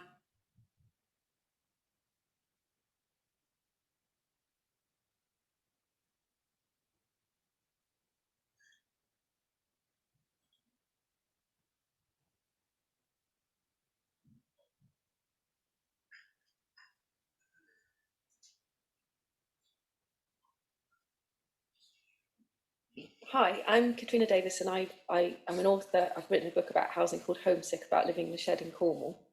I grew up in Cornwall and I went to school here in this village. My whole family live here, my nieces and nephews, sisters, parents. When I was at school, my family hit some serious financial problems and we lost our house and my parents split up. And ever since then, I was quite young, we've had very insecure housing. So I kind of grew up with that. And it got worse and worse and worse as the years went by. When I was in my early 30s, I wanted to come home to Cornwall. Obviously, I couldn't come stay with my parents because they didn't have anywhere for me to stay. And I was trying to find somewhere to rent, but the only things I could rent would be winter lets, which were, way more than I could afford on the wages I could earn in the winter down here in Cornwall. So in the end, I ended up kind of camping in a kind of derelict shed that had belonged to my dad before he went bankrupt. And at the time, it had no hot water, it had no shower, it had no toilet, it had nothing. It's not insulated, still not insulated actually. But so it was definitely hard on a kind of practical level. But it did give me the freedom to write my book and also just to not have to sort of panic about where to live all the time and have to move out every summer and try and think of, because if you have a winter let, you still have to live in the summer. And that's, it's actually really offensive to be told that, you can have this until Easter, but then there's people coming with more money who are more important to us than you. So I didn't think I'd stay in the shed all this time, but I did because it just repeatedly was the best option for me in spite of the kind of physical privations of it. And in the end, I wrote a book about it because I thought that I had a lot of things to share, both positive and negative, about the solution that I'd found. There were all sorts of things going on the whole time for me and my family. Like my mum was extremely precarious in her housing. She's just managed to get a council flat, but she was on the list for like over 10 years. And she's very vulnerable. She has physical and mental health problems. So the housing thing has been a massive, massive problem and drain on me for many, many, many years. And it's not over because my boyfriend is my age, but obviously we can't live here together because it's tiny. So he rents privately and it's completely insecure. I mean, he's lucky he's got a nice landlady, but when she dies or sells her house, who knows? He might have to leave Cornwall. We just don't know. And I really think that this is a serious problem that's just getting worse and worse and worse. And I see communities being, my community being destroyed basically by people coming in trying to make money out of Cornwall, and there's no protection for residents or for locals who live here. So I'm looking at my nieces and nephews and thinking, how on earth are they going to live here? Thank you. We've just had Katrina's video. So Katrina is the author of Homesick. We're now going to have Margaret's video. Margaret previously worked for Age UK and is well connected within Cornwall's older community. She shares some of the concerns and challenges that older people are facing due to the housing crisis. So now over to Margaret's video. I'm Margaret and I live in Cornwall and I spend a lot of time with older people. Houses are being built in Cornwall, but very few are affordable to the local people here in Cornwall. And as older people, Cornish older people, or certainly older people that live here, like to help their youngsters, they are sharing their homes with the youngsters, the younger families, so that the younger family can save up for deposits to pay for a mortgage. But that actually is a two-sided coin, because nowadays, and I know it must have always been the same, but there's certainly a lot of different lifestyles from the youngsters to the older people, and that makes it very, very stressful. Older peoples are really looking at their homes at the moment that they're going to be, with the way the finance are going, they're going to have to sell their homes, do something about getting some funding from their homes to pay for care at home, because everything is becoming far more unreachable as far as the finances are concerned. Another thing that is happening at the moment, if you don't pay the rent, the landlord likes to get you out so that they can actually put a higher rent on their building. So all these things do get older people worried. They wonder where they're actually going to be going to, or what is going to happen to them.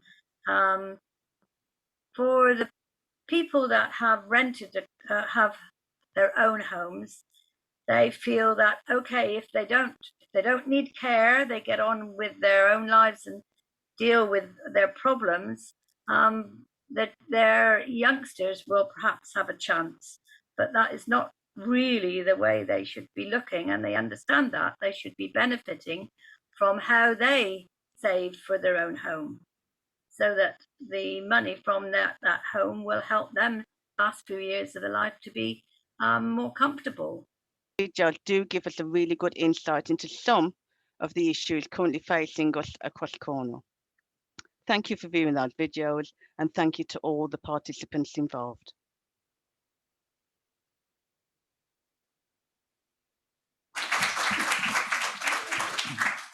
Well, thank you very much to Joy for that. I'm John Newton. I'm a Professor of Public Health in the University of Exeter, and I'm going to chair the next session, which is a Q&A session based on what you've just heard. And actually, if we could ask our panel to come up. There are 3 people who are here in the panel and 1 who's online. And just while they're doing that, just to prepare you for the next session, this is really a huge opportunity, isn't it, now to think about this issue from their point of view, from the person and the people's point of view. We talked about in the earlier session, I thought very powerfully about this is about homes, not houses. And of course, homes have people in them. So now we're going to go into the home, and here are the people there. These simple examples of people's experience are really powerful. So we're going to ask you to come up with questions stimulated by what we've just heard to the panel, who are going to reflect on them or try and answer them. And if any of you have any really, I mean, you can ask questions, but if anybody has any really solid suggestions as well for us to consider, that would be great too. I mean, the only thing I would say, I'm a public health doctor. It was great to hear public health mentioned earlier. There's no doubt that housing, homes are a health issue, absolutely crucial. And in fact, I was on the phone to a colleague in the Department of Health today who pointed out to me that Neville Chamberlain in the 1930s was Minister for Health and Housing together in the same ministry. So maybe that's what we need for the future, somebody who just sees them as one and the same thing.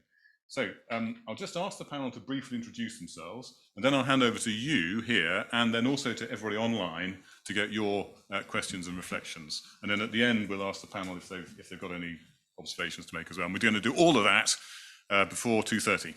So if you could just introduce yourselves. So Ruth, if you'd like to start. I think when you talk, it comes on. Hello, I'm Ruth Clark. I'm the chair of Cornwall Residential Landlords Association. We represent, inform and assist landlords with properties in Cornwall with their 1 room or an estate, no limit. Thank you, Ruth. And Jill. I'm Jill Pipkin. I'm the Chief Officer of Citizens Advice Cornwall. And Miguel. Hi, I'm Miguel. I'm the Director of Amboss Community Trust Falmouth, a community land trust with the objective to capture land and buildings for community benefit, a bit like a modern day pirate. Thank you. And do we have David Finch online? No. Okay, so we have a brilliant panel of 3. Fantastic. Thank you. So I'll hand over to any of you who have a question in the audience here. I think we probably need to get the microphone to you. Yeah, thank you. So just, yeah.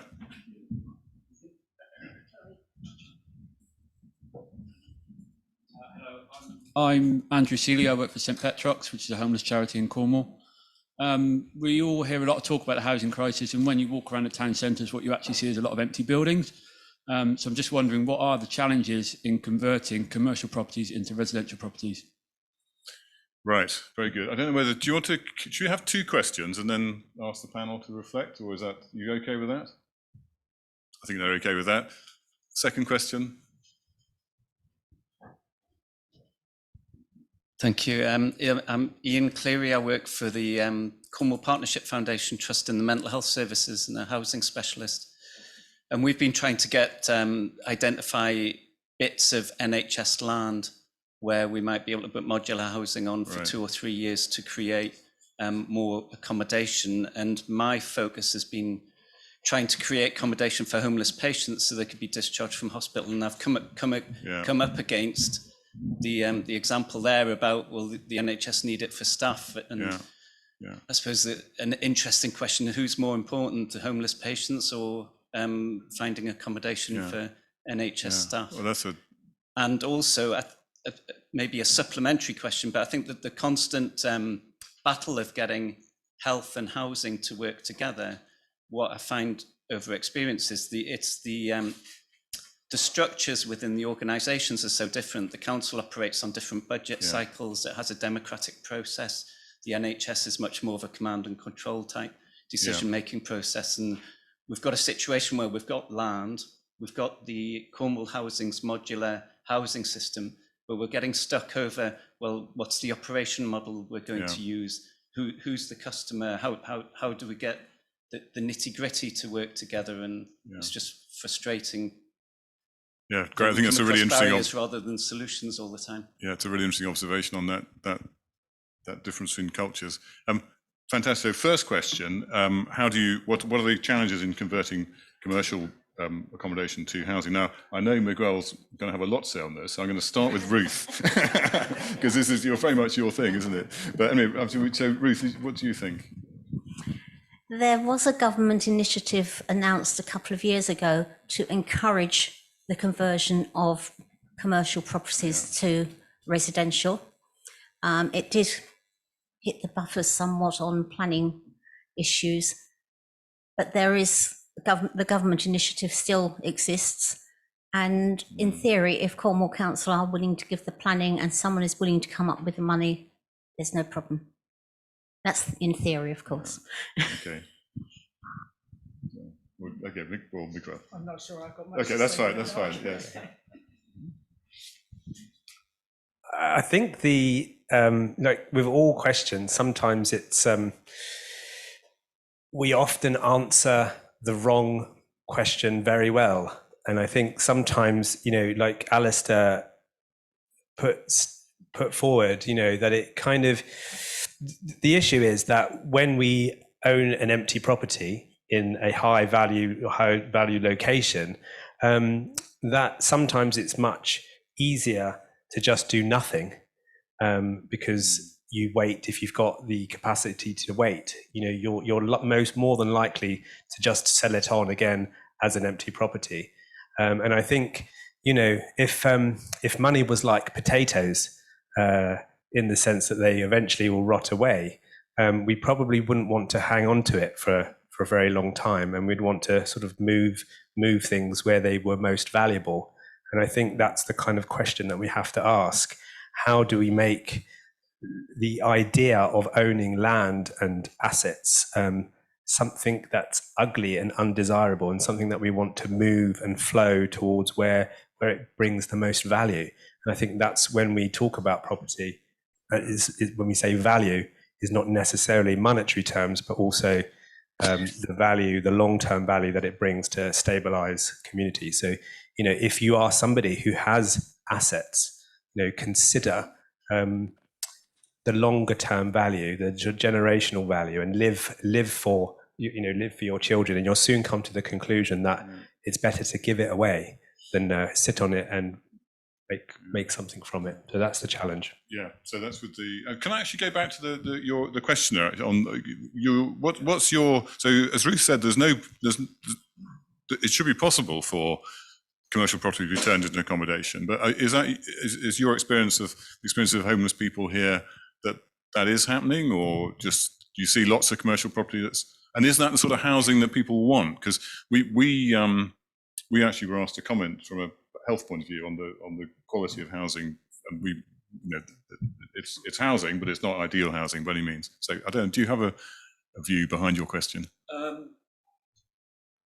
Yes, I suppose the clients that I work with, we've got over 100 clients at the moment stuck in supported accommodation who we just simply can't move on. And they don't have high expectations of the accommodation that they want. Yeah.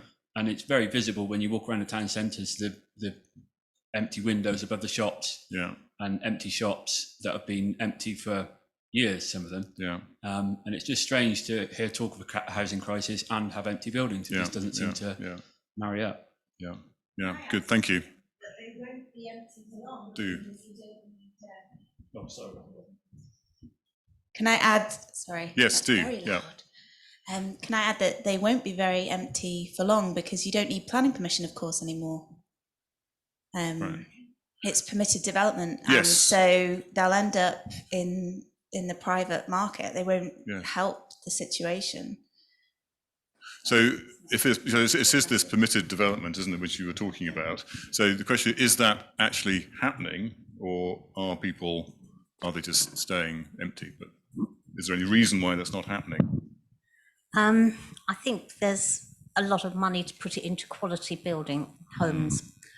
But in Manchester, they have converted quite a lot of the empty town centre shops. And to be honest, I wouldn't live in them. They are not quality homes, and they are not where people want to live.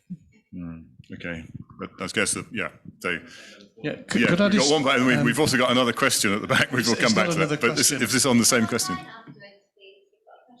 Yes, we'll come to the. Okay, thank you. Great. I've actually managed 2 projects doing just this, converting commercial space above retail accommodations, things you see a lot of in Truro and Falmouth.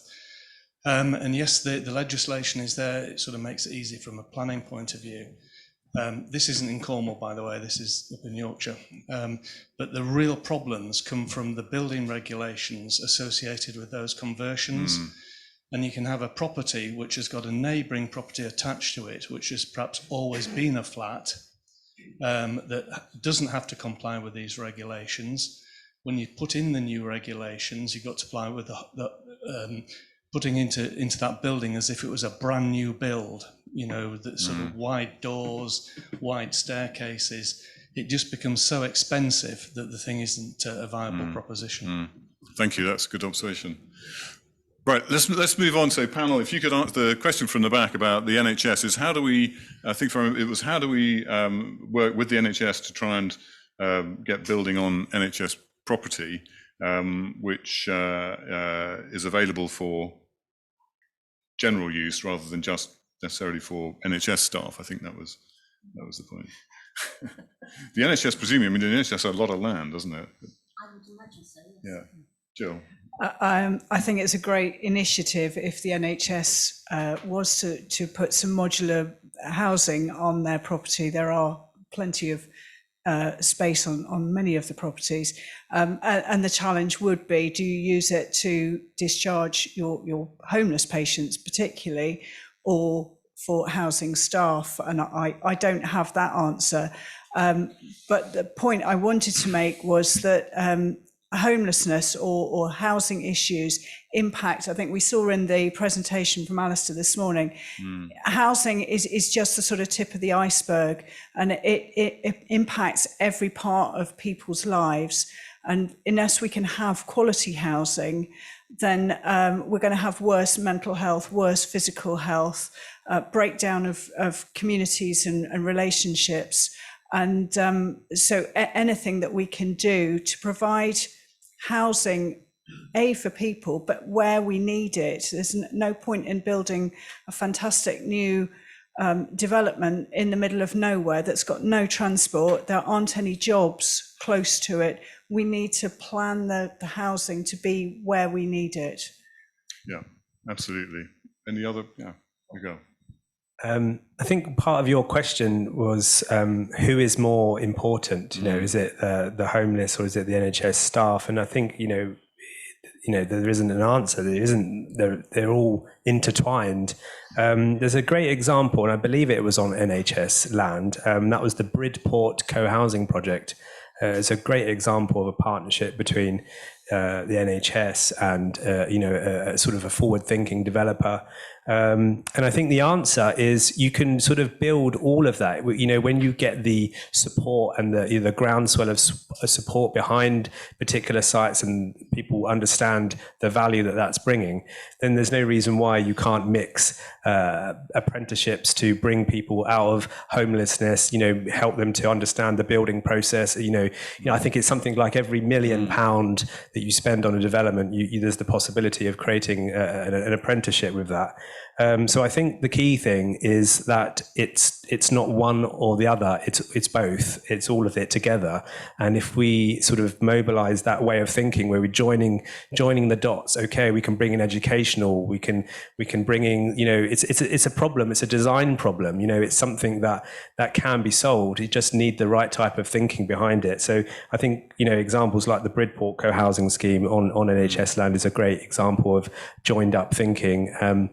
And it, again, Jill, sorry, that is key, to tackle affordable housing is not just about building homes, it's about creating the activities that make community, the education, and build homes around, community economic development, build homes around activities and, help people to sort of get out of that situation and build their own homes. Yeah, great. Thank you. Yeah, it's a good discussion. I mean, it's interesting, a very interesting thought that the NHS might be acting as an anchor institution, not just providing accommodation for its own staff, but by contributing to the health of the population by making housing available. I think that would fit very well with the current view. Now, I think we have a question online. Yeah? Right. Right. Well, your question. Can you hear me? Yes, we can. Exciting, isn't it? Hybrid events. Hello, everybody. I'm William Lilly. I'm a program director at the Southwest HSN. I really wish I was with you today. It looks like a fantastic event. So pleased that we've been able to do it today. It was just a quick one on rental. I showed a little bit of a personal story. I was really moved by the stories earlier and people's honesty. And I myself have been in the private rental sector pretty much my entire life and have been in 8 houses in the last 10 years that are privately rented, not in a position to buy. Hopefully one day I will be, but who knows? So I think I'm the majority of people in this country, and I'm wondering, when are we really going to disrupt the private rental sector market?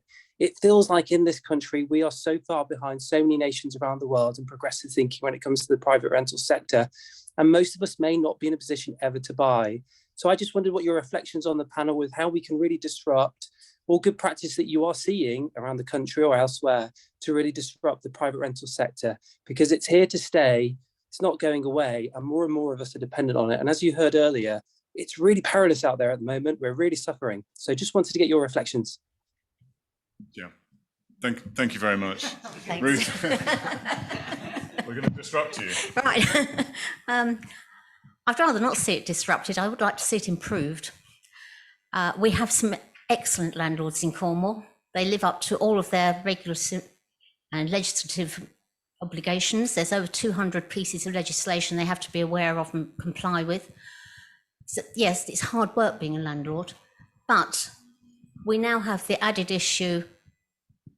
A lot of our landlord members are 80s and 90s, so they want to sell up because they can't manage any longer. We also have the tax issues which have come in over the last 5 years.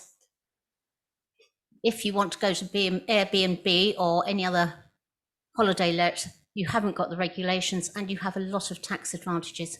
It's really, I quite often look at my members and think, why are you a landlord? It's really hard. Just much better for you to be elsewhere. Thank you. Sorry, I just got completely distracted by what you were saying then. There is, I think, one thing, watching my children, remembering what it was like in the rental market and watching my children now as they go through, every 6 months having to find somewhere else to move. And the biggest barrier for them is each time having to find a deposit before they get their previous deposit back. They've got to find £700-800 up front. And they're barely managing at the moment. So some form of lifetime deposit that can be moved from landlord to landlord. And I don't know, a bit more security or the opportunity for long-term rents that you take on a rental. And I take Ruth's point, there are an awful lot of really good landlords. There's an awful lot where you move in and you can stay here forever, but 6 months later, actually, you need to move on.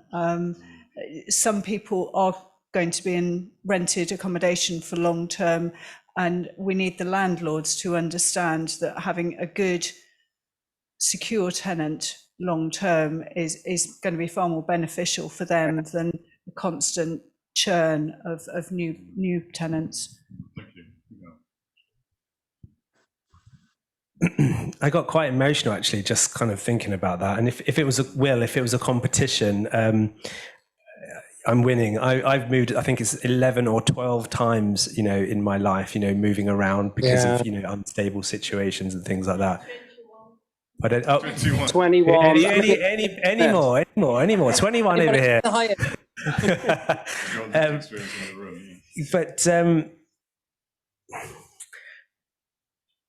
I think at the end of your question, you sort of said, when are we going to be able to buy? When are we going to be able to own our own home? And I can say I'm a landlord.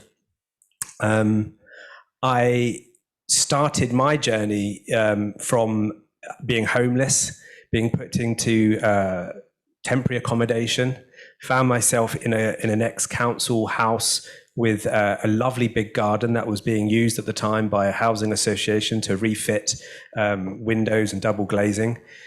We didn't even realize it was part of our garden. Obviously, it was getting older and older, feeling more and more embarrassed that I'm still with my mum, and we got the right to buy.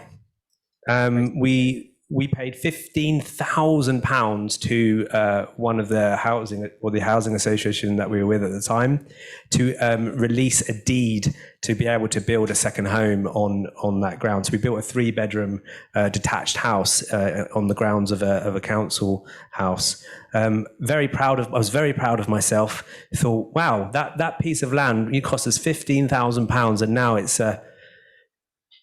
worth £100,000 without doing anything. A piece of paper from planning permission with a little box, a few drawings, and suddenly, wow, the uplift in value was amazing. And that set me on a journey. Wow, I'm going to become an architect. I'm going to learn how to bring value to land and make loads of money. And thankfully, I went to a really good, it's a long answer, Will, sorry, but kind of relevant. But I think the journey that I went on was I realized that actually I was a big part of the problem. The culture that encourages our children to get on the property ladder, the culture that it's better to own your own home. It's a sort of it's not true. It's a false economy. It's actually, it's not better to own your own home. It's better to collectively, mutually own home. It's far more valuable to you as an individual, but also to the community. That's a cultural story. So, but it is really about that cultural behavior change at the heart of it all. We have to, those that can afford to buy our own home have to desire not to want to buy our own home. So I challenge everybody, who here has their own home? Be brave. Thank you very much. Okay, how many, keep your hands up please, how many here would sell your home right this very minute to a land trust in your area for the benefit of their community, and you become a tenant of the association? Who would do that? Right, who would keep your hand up? Okay, so that's it. So basically, we've sold the house that we built in 2007. We've sold other houses that we've owned on this lovely trip. But actually, I'm going to become a tenant of a local housing co-op. And we're going to sell that home at them at below market value to give the capital to enable the co-op to build a second home on the grounds, to provide 2 affordable rents. So I'm going to have an affordable rent paying to a tenant-owned co-op, and we can do that again and again. And I think that's the key. It isn't to own your own home. So that's thank you. So the way to disrupt the rental market is to create another line. All you have to do is persuade everyone sell their properties. But that's I love it. We've got another question online, I think. Thank you, panel. Those are all great answers. Thank you. Hi. I popped this question in the chat a bit earlier. There have been some attempts to introduce the concept of social value to help support investment decisions, but there still seems to be a fundamental issue that we have fractured business cases where an investment in one area, such as providing decent housing, can't seem to recognise the savings and benefits elsewhere, for example, in primary and secondary care. Is this still the case? And if so, is there anything that can be done about it? Right. Very good. Very good. Is there an economist in the house? This so I don't know, panel. So social value, very good idea, but it needs to be a broader question. We'd like to start on that, Joe. I would totally agree that we should be putting social value into all of our decisions. Really valuable. One of the things, sort of going back, the point you made about the impact on health and social care is massive. And I'm a firm believer that we need to get sort of back upstream in every area that we can and stop the problems happening. So stop using housing as a, if we're providing quality housing, then we have less need for investment in further health and social care. Education will be improved because people are in stable environments, they're not moving around constantly. Relationships will be improved.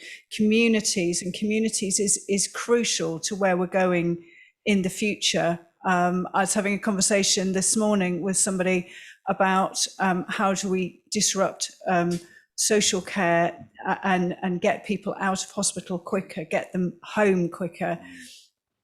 But for that, we don't need armies of paid carers. What we need is local communities who take responsibility for the people in their communities. And we can only do that by creating those communities ourselves. So social value is massively important. Thank you. This is something really, actually, I'm not an economist, but the idea of sort of monetizing social value is something that it's kind of a language that economists and big businesses understand. So I'm not sure if it's that helpful in terms of putting a figure on social value. It can kind of be a little bit mocked, I think, sometimes in the sort of financial sector.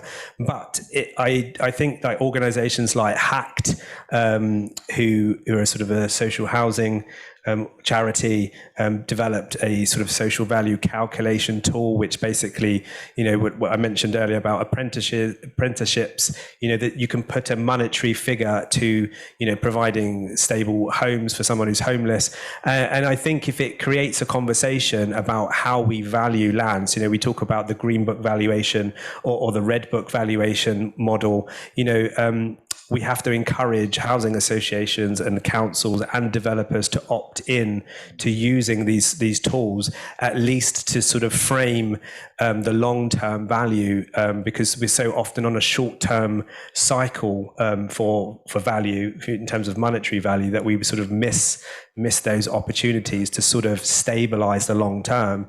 So I think post climate change, post housing crisis, post what does that look like? And I think it's about creating,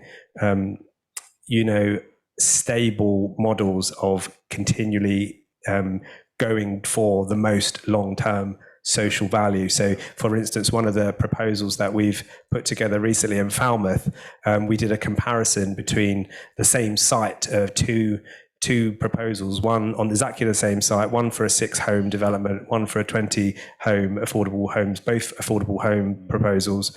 One had additional community space, public gardens, electric car club, various other things, live workspace, apprenticeships associated with the development. That brought a £1.5 million social value calculation over a 5-year period compared to the 150,000 over the same period by the 6 house types on the same site. And I think if we don't open that discussion up and saying, how are we valuing our sites? because there's more than one way, like the Creative Commons thing that Alistair said at the beginning. It's a kind of another way to look at value in society. That's a great example of how social value stacks up, doesn't it? When there's actually, is there anybody in the audience from the NHS? I mean, because to add to your social value, I think the questioner was asking whether we could add in the external value from savings to the NHS as well. So is there anybody from the NHS who would like to, would you like to comment on how do we release how do we release the NHS shilling to pay for more than just the fixing the problem rather than, okay, but we recognise the problem, I think. Is there, so do you want to... In Citizens Advice, we do have a social value calculator that calculates the savings that our work does for NHS. Right. And it's I wish I brought those figures along. I brought along loads of other figures, but not those figures. Yeah. But it makes, for every £1 invested in our services, we can demonstrate the value to the local community, to the NHS, to the council.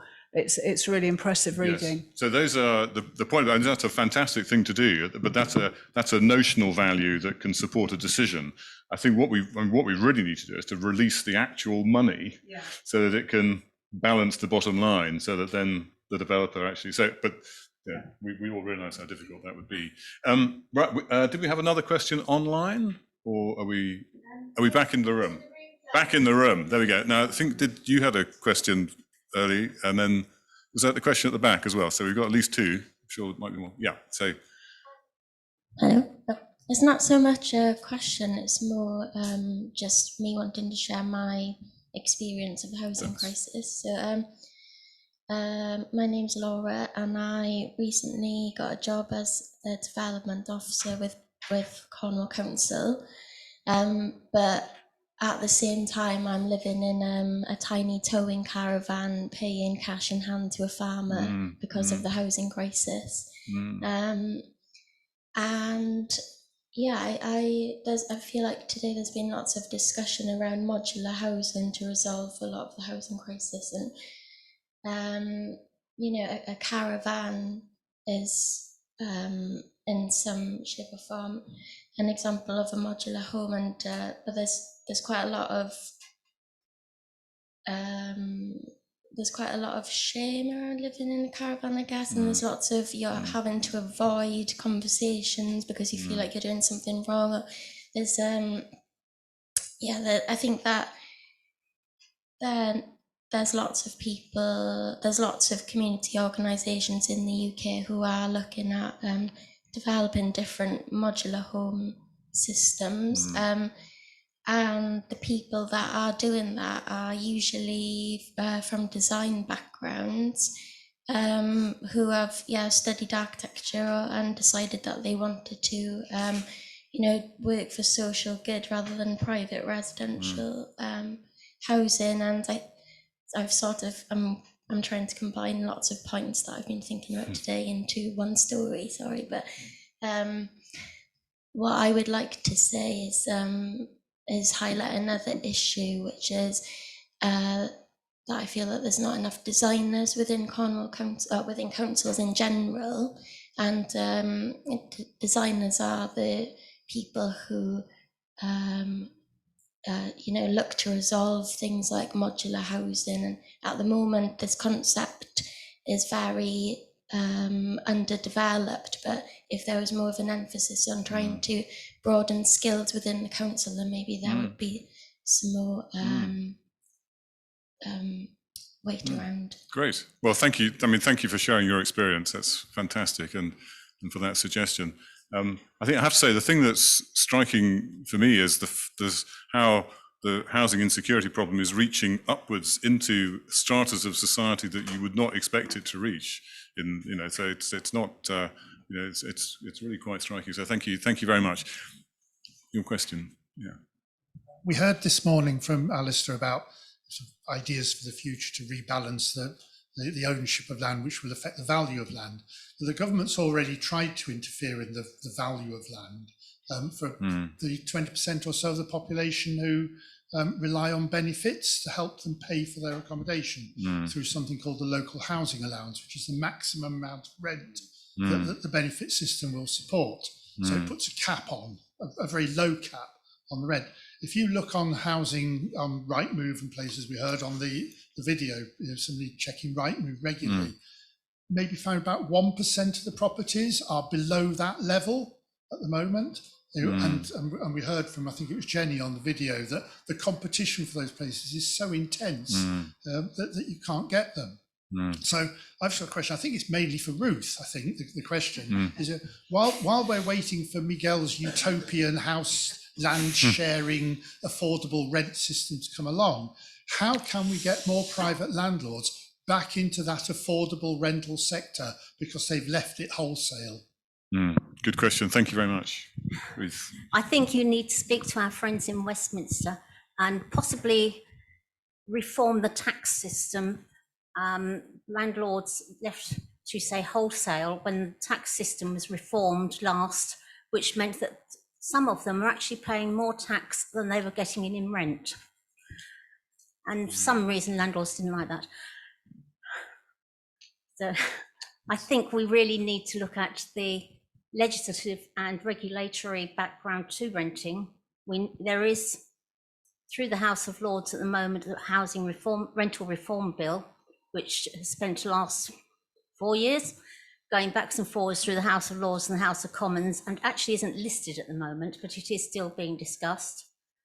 And that's going to cover things like lifetime deposits. It's going to cover things like what rent people can charge. It's going to cover how long a tenancy should be. What is going to come out on loss of Section 21, which I'm sure a lot of people here would like to see. What's going to happen with it is anybody's guess. Obviously, there's a lot of things there we don't want to see. For example, the 3-year tenancy. Landlords tend to give a 6-month tenancy so that it's easier to get rid of those tenants who really shouldn't be there. You get one disruptive tenant in an HMO, and all you end up with is an HMO full of disruptive tenants upsetting the community. So Section 21 there is an invaluable tool. If you've got a good tenant, all of our members say this. I mean, I've got a tenant who's been with me for the last 23 years. If you've got a good tenant, good landlords want to keep them for as long as they can afford to do so. And I have to say that my tenant's paying less than the LA show rate. Great, thank you very much. Any thoughts about how to encourage landlords back into the rented market? Then, I think, unless I don't think there are any other questions, are there? We need to wrap up quite soon. I just wondered if I could make a comment that leads back to maybe what Miguel could say at the end. Right. But I just wanted to say a few of the words that were mentioned in the video. So people said struggling, panic, safety, unsettling. So just thought we could maybe close by coming back to thinking about their stories on that final note. Yes, thank you.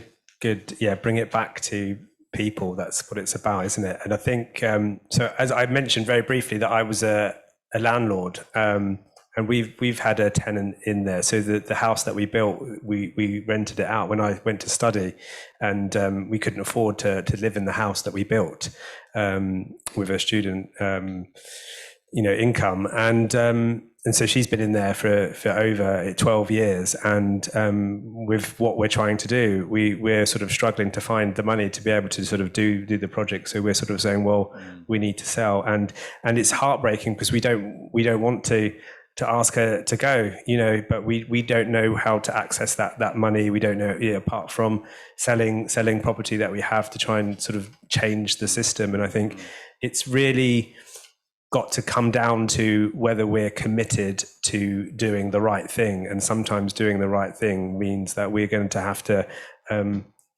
change the way that we think, and change the way we think about how we do business, how we value people and places. And I think separating in our minds the difference between an investment in houses and a passion to build homes is something that in our culture, we have to be quite distinctive against.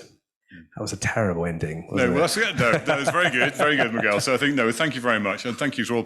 I mean, what we've done in this session, I think, is just to register some of what it feels like for people in these situations, isn't it? And we haven't got the answers, you haven't got the answers, but I think by being aware of it, we're galvanized to try and do our best to resolve them. And maybe we will have something to say to the people in those videos in the future that will help them. Jill, I just wanted to pick up on terminology, the struggling, and that is words that we hear day in, day out. We've seen a 53% increase in inquiries about housing in this year over pre-pandemic levels, and these are people who are trying to be rehoused an hour away from where they live and work, and there is nowhere else local. It is a real crisis. Yeah. Thank you for that comment. So it just remains, I think, for us to thank our panel, who I think have given us a lot of insight. Thank all of you actually who've come up with questions and observations and comments, and everybody online. So just a quick round of applause for the panel. Thank you. Thank you very much. Great, thank you. Now I'm just going to hand over now to Professor Karen Morrissey, who's going to talk to us about some of the results from. Is Karen online? Ah, right. Yes. Hi there. Results of the Smartline, the data challenge. It's been a long day. Hi, everyone. It is my great honor to hand you over to our students who've been working really, really hard all day on the data challenge. And just to give you a little bit of a heads up, we left it open to them to see what they wanted to do. They were the brains and the hands on the data. And just to let you know, they very much focused on temperature and humidity in terms of the indoor environment. So without further ado, I'm going to hand over to Liam. So thank you for inviting us to take part in this. So we're part of Exeter's Environmental Intelligence CDT. So we're 3 PhD students. So it's Margaret, Freddie, and me, Liam. So kind of this challenge kind of gave us like 3 different aspects of data, and we kind of tried to take a kind of layered approach to this. So we try to focus in on like a home and what are those conditions within those homes look like. And then we try to understand those that lived in those conditions. So these are the people, so whether they smoke, whether they have a dehumidifier, things like that. Then we try to finally have the external conditions of those dwellings. So kind of how is the external humidity related to the internal humidity? And we also try to focus on max values rather than mean, because we kind of didn't want to leave anyone behind. And that was kind of one of our main concerns, was that it might be that the humidity on a mean level is okay, but there's 2 or 3 households that it's really high. And it's particularly those 2 or 3 households that we're particularly interested in. And we want to make sure that kind of we're not leaving anyone behind. And we also, because of the massive amount of data that we have, we focused on temperature and humidity, just to simply say that this challenge started about 9:30 this morning. So it was 4 or 5 hours of like science that we could kind of push out as much as possible. So we focused on temperature because we felt this was kind of something that is more knowingly controlled. So you turn up the temperature, hopefully if it's cold. But the humidity is kind of something that could have like quite an impact on your health, but you don't necessarily always control it more. And this is kind of what we'll get into a little bit later. So kind of the first thing we wanted to do is we're definitely not expecting everyone to kind of read and kind of get this data because it's a lot, but the hope was we were trying to show that there's just so much data here. So in this figure in the top, you can kind of see that we have these sensors for bedrooms and the front rooms in different environmental conditions, so the humidity, the temperature, the volatile organic compounds, and we can look at the max, the mean, and things like that. And we also try to look at the internal conditions between summer and winter. And the hope was that maybe this provides some evidence-based or insight for kind of the winter heating allowance. So if it's like alarm bells are going off because everyone's okay in the summer, but then there are certain people that we're kind of leaving behind within the winter in terms of temperature, and then max temperature isn't really where it should be. And the hope is that we can start to provide this evidence base for policymakers within Westminster or kind of further afield. And we also tried to look at like kind of Friday, Monday, Tuesday, so these days of the week, and also, and essentially something that we can kind of do in this this bottom left is kind of some of our statistical techniques. So like a correlation matrix. So the idea being that we know that the warmer the room is, the less humid and things like that. So this was kind of like our first set of data that was essentially what are the internal conditions within a home and how do these kind of relate, and is there anything of concern there? The second bit was the survey data. And so because we were focusing on humidity within the household, we wanted to kind of look at basically the survey of the people that lived within that household, gave different pieces of information about their lives. So whether they had a dehumidifier, whether they had drying clothes on the radiator. And the reason that we kind of picked out these was we had 49 households. And for 29 of those households, they had no dehumidifier, so they might not be able to get rid of that humidity as well. But they also didn't really dry clothes on a radiator, so they might not necessarily be of concern. But generally, it's this third one that we were kind of interested in, is these households that don't have the means to get rid of that humidity if it potentially becomes an issue for things like mold. But because of their conditions, they are drying clothes on a radiator. So there's these 8 kind of households are kind of the particular ones that we were interested in. And so kind of this is the approach, and we now kind of got our internal conditions within that household, the people that will live within it. And then kind of the main question that we tried to answer, and the particular one that we thought had the most merit for the ability to kind of expand our data set as much as possible. I think these plots might look a little bit more intimidating than they are, but essentially you've got 2 plots. So you've got temperature on the left here, and you've got humidity on the right. And this is for within our data set property reference 11, and we're looking at the internal and external temperatures within that household and outside that household. So the internal temperature is represented by the blue points, the external temperature represented by the orange points. And basically this number that you can see at the top is something called mutual information. And the idea of mutual information is, say if I know one value, how well can I then predict the other value? So if I know the internal temperature, the higher the mutual information, the more confident I can be in estimating the external temperature. So essentially you can think about it in terms of, because the mutual information between temperature is 0.32, the relationship between those 2 measurements are lower compared to humidity, which is 0.75. So this kind of raised a lot of interesting questions for us, and this idea that, is it maybe the case that the internal and external are maybe related more to humidity because people can't control it better, whereas the temperature, they can control it a little bit better, and is maybe this something that is, in terms of policy, we want to try and look at in terms of humidity. And I think on kind of the surface level, it might look a little bit like a one-trick pony, but one of the reasons we were also interested in this is to try and expand our data set with kind of synthetic data. So if you imagine, I mean, this is kind of a question that you can everyone can ask themselves, but if you had sensor data within your home, it feels a lot more invasive than if you just got external sensors. So the external conditions of your household, and the idea being that we could expand that data set if we could get this model working and this prediction right. And the bigger the data set, the bigger the kind of the impact that we can have, and the more confident we can be in our results. And then again, this kind of filters down to underpinning science for kind of the policy that we would hope to make. And then the final thing that we got to was this idea of the temporal aspect. And so are the kind of the variables that we're looking at less or higher within summer or winter? And you can see that we can predict the internal temperature from the external temperature, or at least we believe we could from this preliminary pilot, better from the winter than we could in the summer. So maybe it's the case that the summer there's less intervention in terms of the people that live within those dwellings.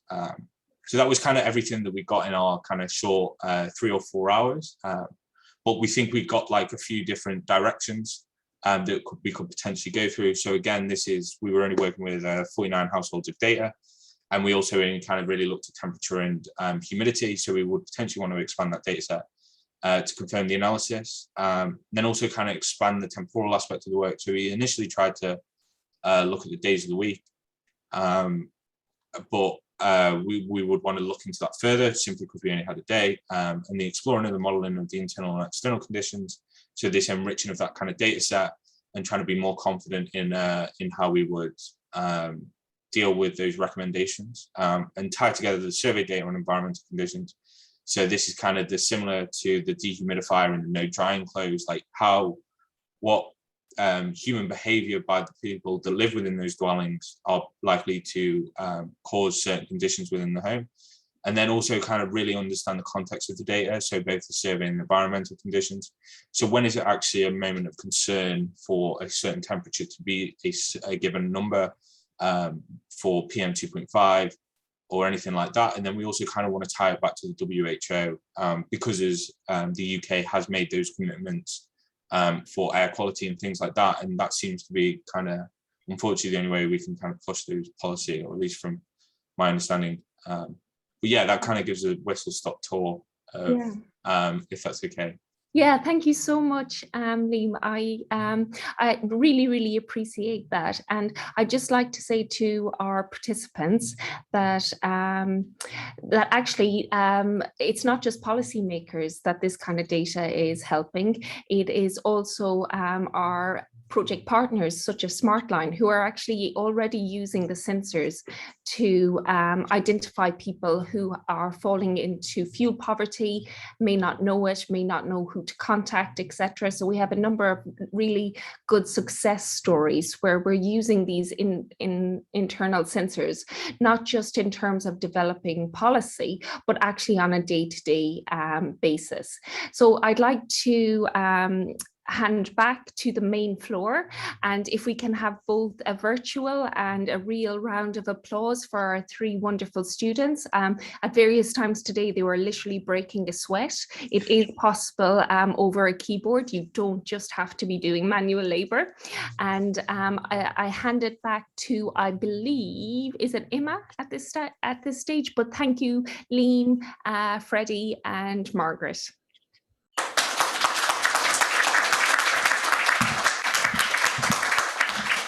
Yeah, and I just want to add my vote of thanks to the students for some amazing work, and I think there's some really interesting potential there, and it kind of helps us to start to understand the value of data sets and what we can do with that form of modelling and that sort of predictive analysis. So thank you very much, guys, really appreciated.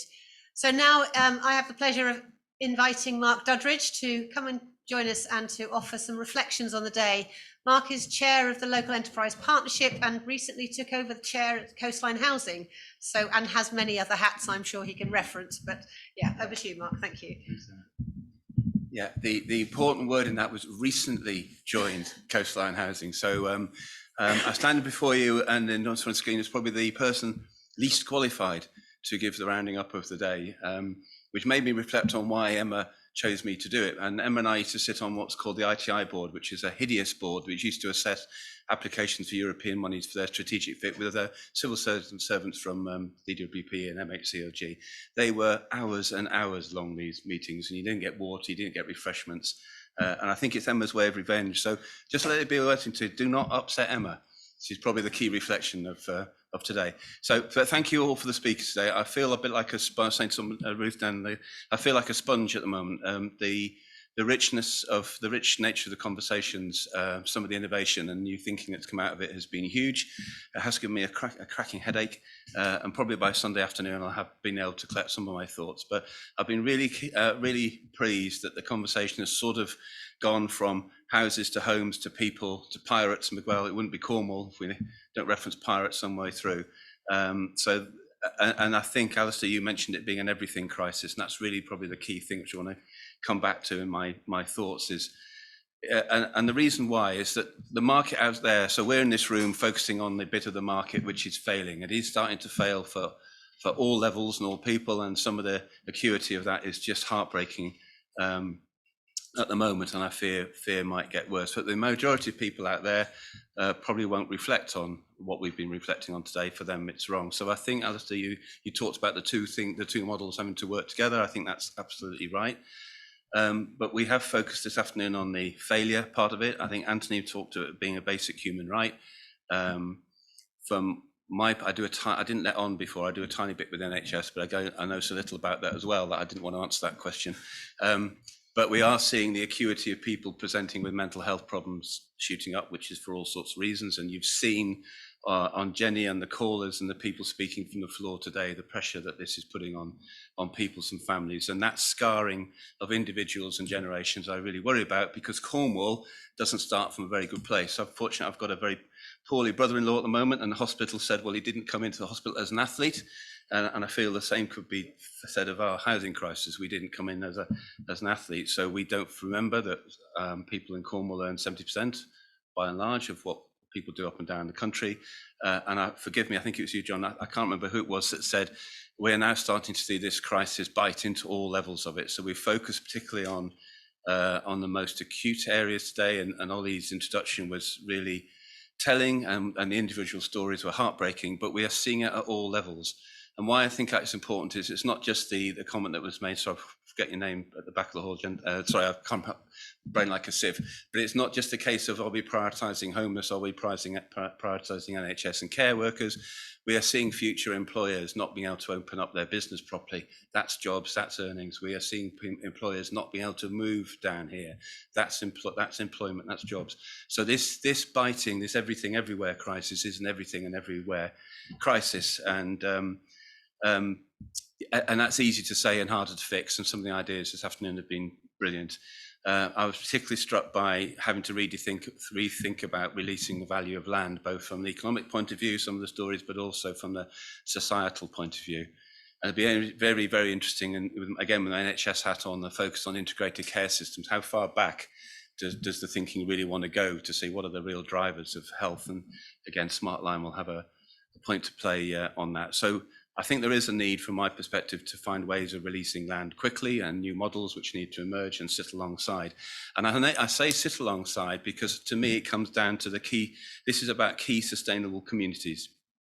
And sustainable communities is housing, it's jobs, it's it's security, it's digital awareness, it's the ability to get to and from your place of work. It's everything. And that to me, as an outsider looking in, means it has to be a whole package of measures to make sure we tick all the boxes.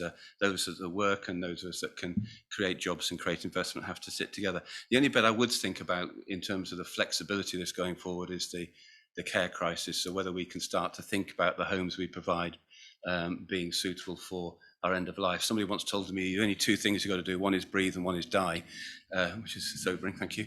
But we'll all get to that point of view. So whether that flexibility thing, we've talked about digitalizing and all that sort of stuff, but maybe there's a thing about care. So sustainable communities is really key to me, to everybody in Cornwall. I think it is a totality. It's not just homes and housing, it's the whole shebang. And forgive me, I can't remember who said it, but talks about the transport issue is we know it's bad, it's getting worse. In terms of moving around to jobs. But we do need to we have living communities, living villages, living towns. Why I suppose I'm getting anxious about it is we haven't really come out of COVID economically yet. No one's really paid back any debt. We're catching up in terms of supply chains. We're starting to see inflation bite. I have a horrible feeling this is the calm before the storm. I can see demand dipping back again, inflation coming up again. So some of the pressures we've got on individuals, families, skills, I suspect will get more acute. Those of us a certain age can remember high inflation, high interest rate times. Those of you too young in the audience won't remember high interest rates at that time. They are scary. So I think there's an urgency, not just about now, but I can see that the pressure on Ollie and colleagues and those of us in the housing associations and everybody in the room to find solutions is going to be really important. Which brings me back to the end of the last reflection, really, which is why I'm glad that Emma, whoever put together today, that the fact we've gone from houses to homes to communities to people, because ultimately all this has got to reinforce people. We have got too many people who are too far from the labour market. We've got too many people who may not have the right skills for the sort of economy that's emerging here. And we know in Cornwall we've got to do two things. We've got to get behind all those emerging technologies, emerging sectors which have the transformational capability, space, data, mining, clean energy, floating offshore wind, those things that are truly transformational. But we also need to redefine our existing businesses, such as the visitor economy and food and processing and housing. I would put into that. So the comments that were made in the room and on the balcony about different forms of different means of producing housing, being pods or manufacturing houses, we have to embrace those, but we also have to embrace them, I suspect, from a skills level, because I think that the same old will mean we won't have all the people around us to build all the houses and the things that we need them to do.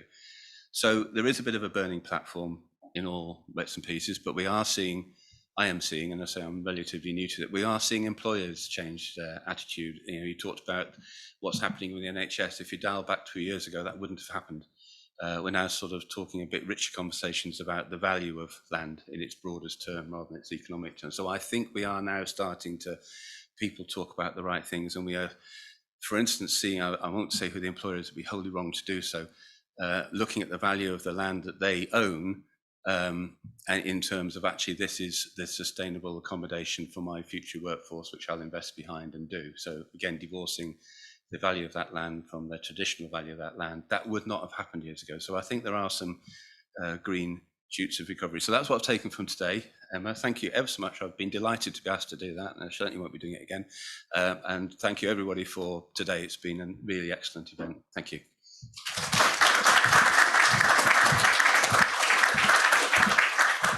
Thank you very much, Mark, and I promise not to ask you again. That was brilliant and very kind of thought-provoking and something for us all to take away to consider. I have the final task of the day of just to say thank you very much to everybody for attending, both those that are in person and online. In terms of next steps, I think one of the things that we wanted to do with this event was to start a conversation. It was never going to be the end of the conversation.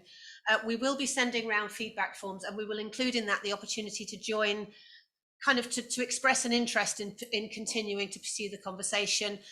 So that will be through sort of online discussions, other events that we might want to organise, kind of people getting together and trying to create a community of action.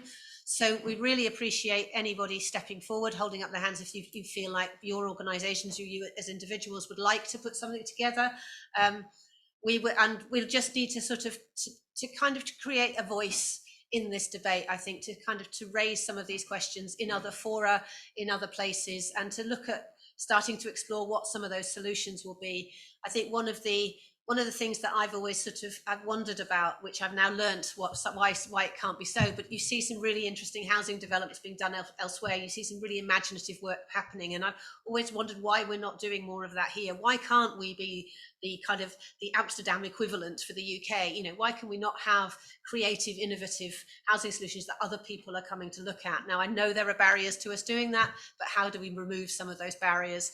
How do we look at some of these things? We don't need to change the world. We can just change it a little bit at a time. So not getting overwhelmed by that.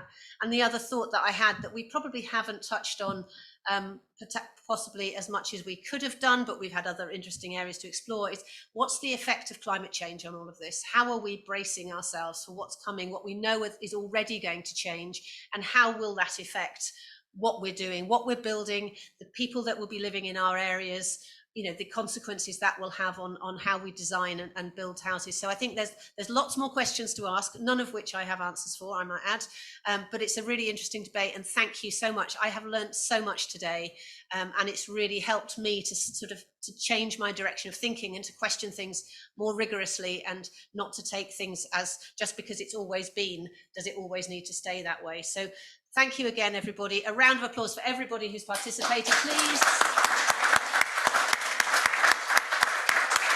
And for those that have to make it a safe journey home, for those that are already at home, you get to put the kettle on first. So thank you very much.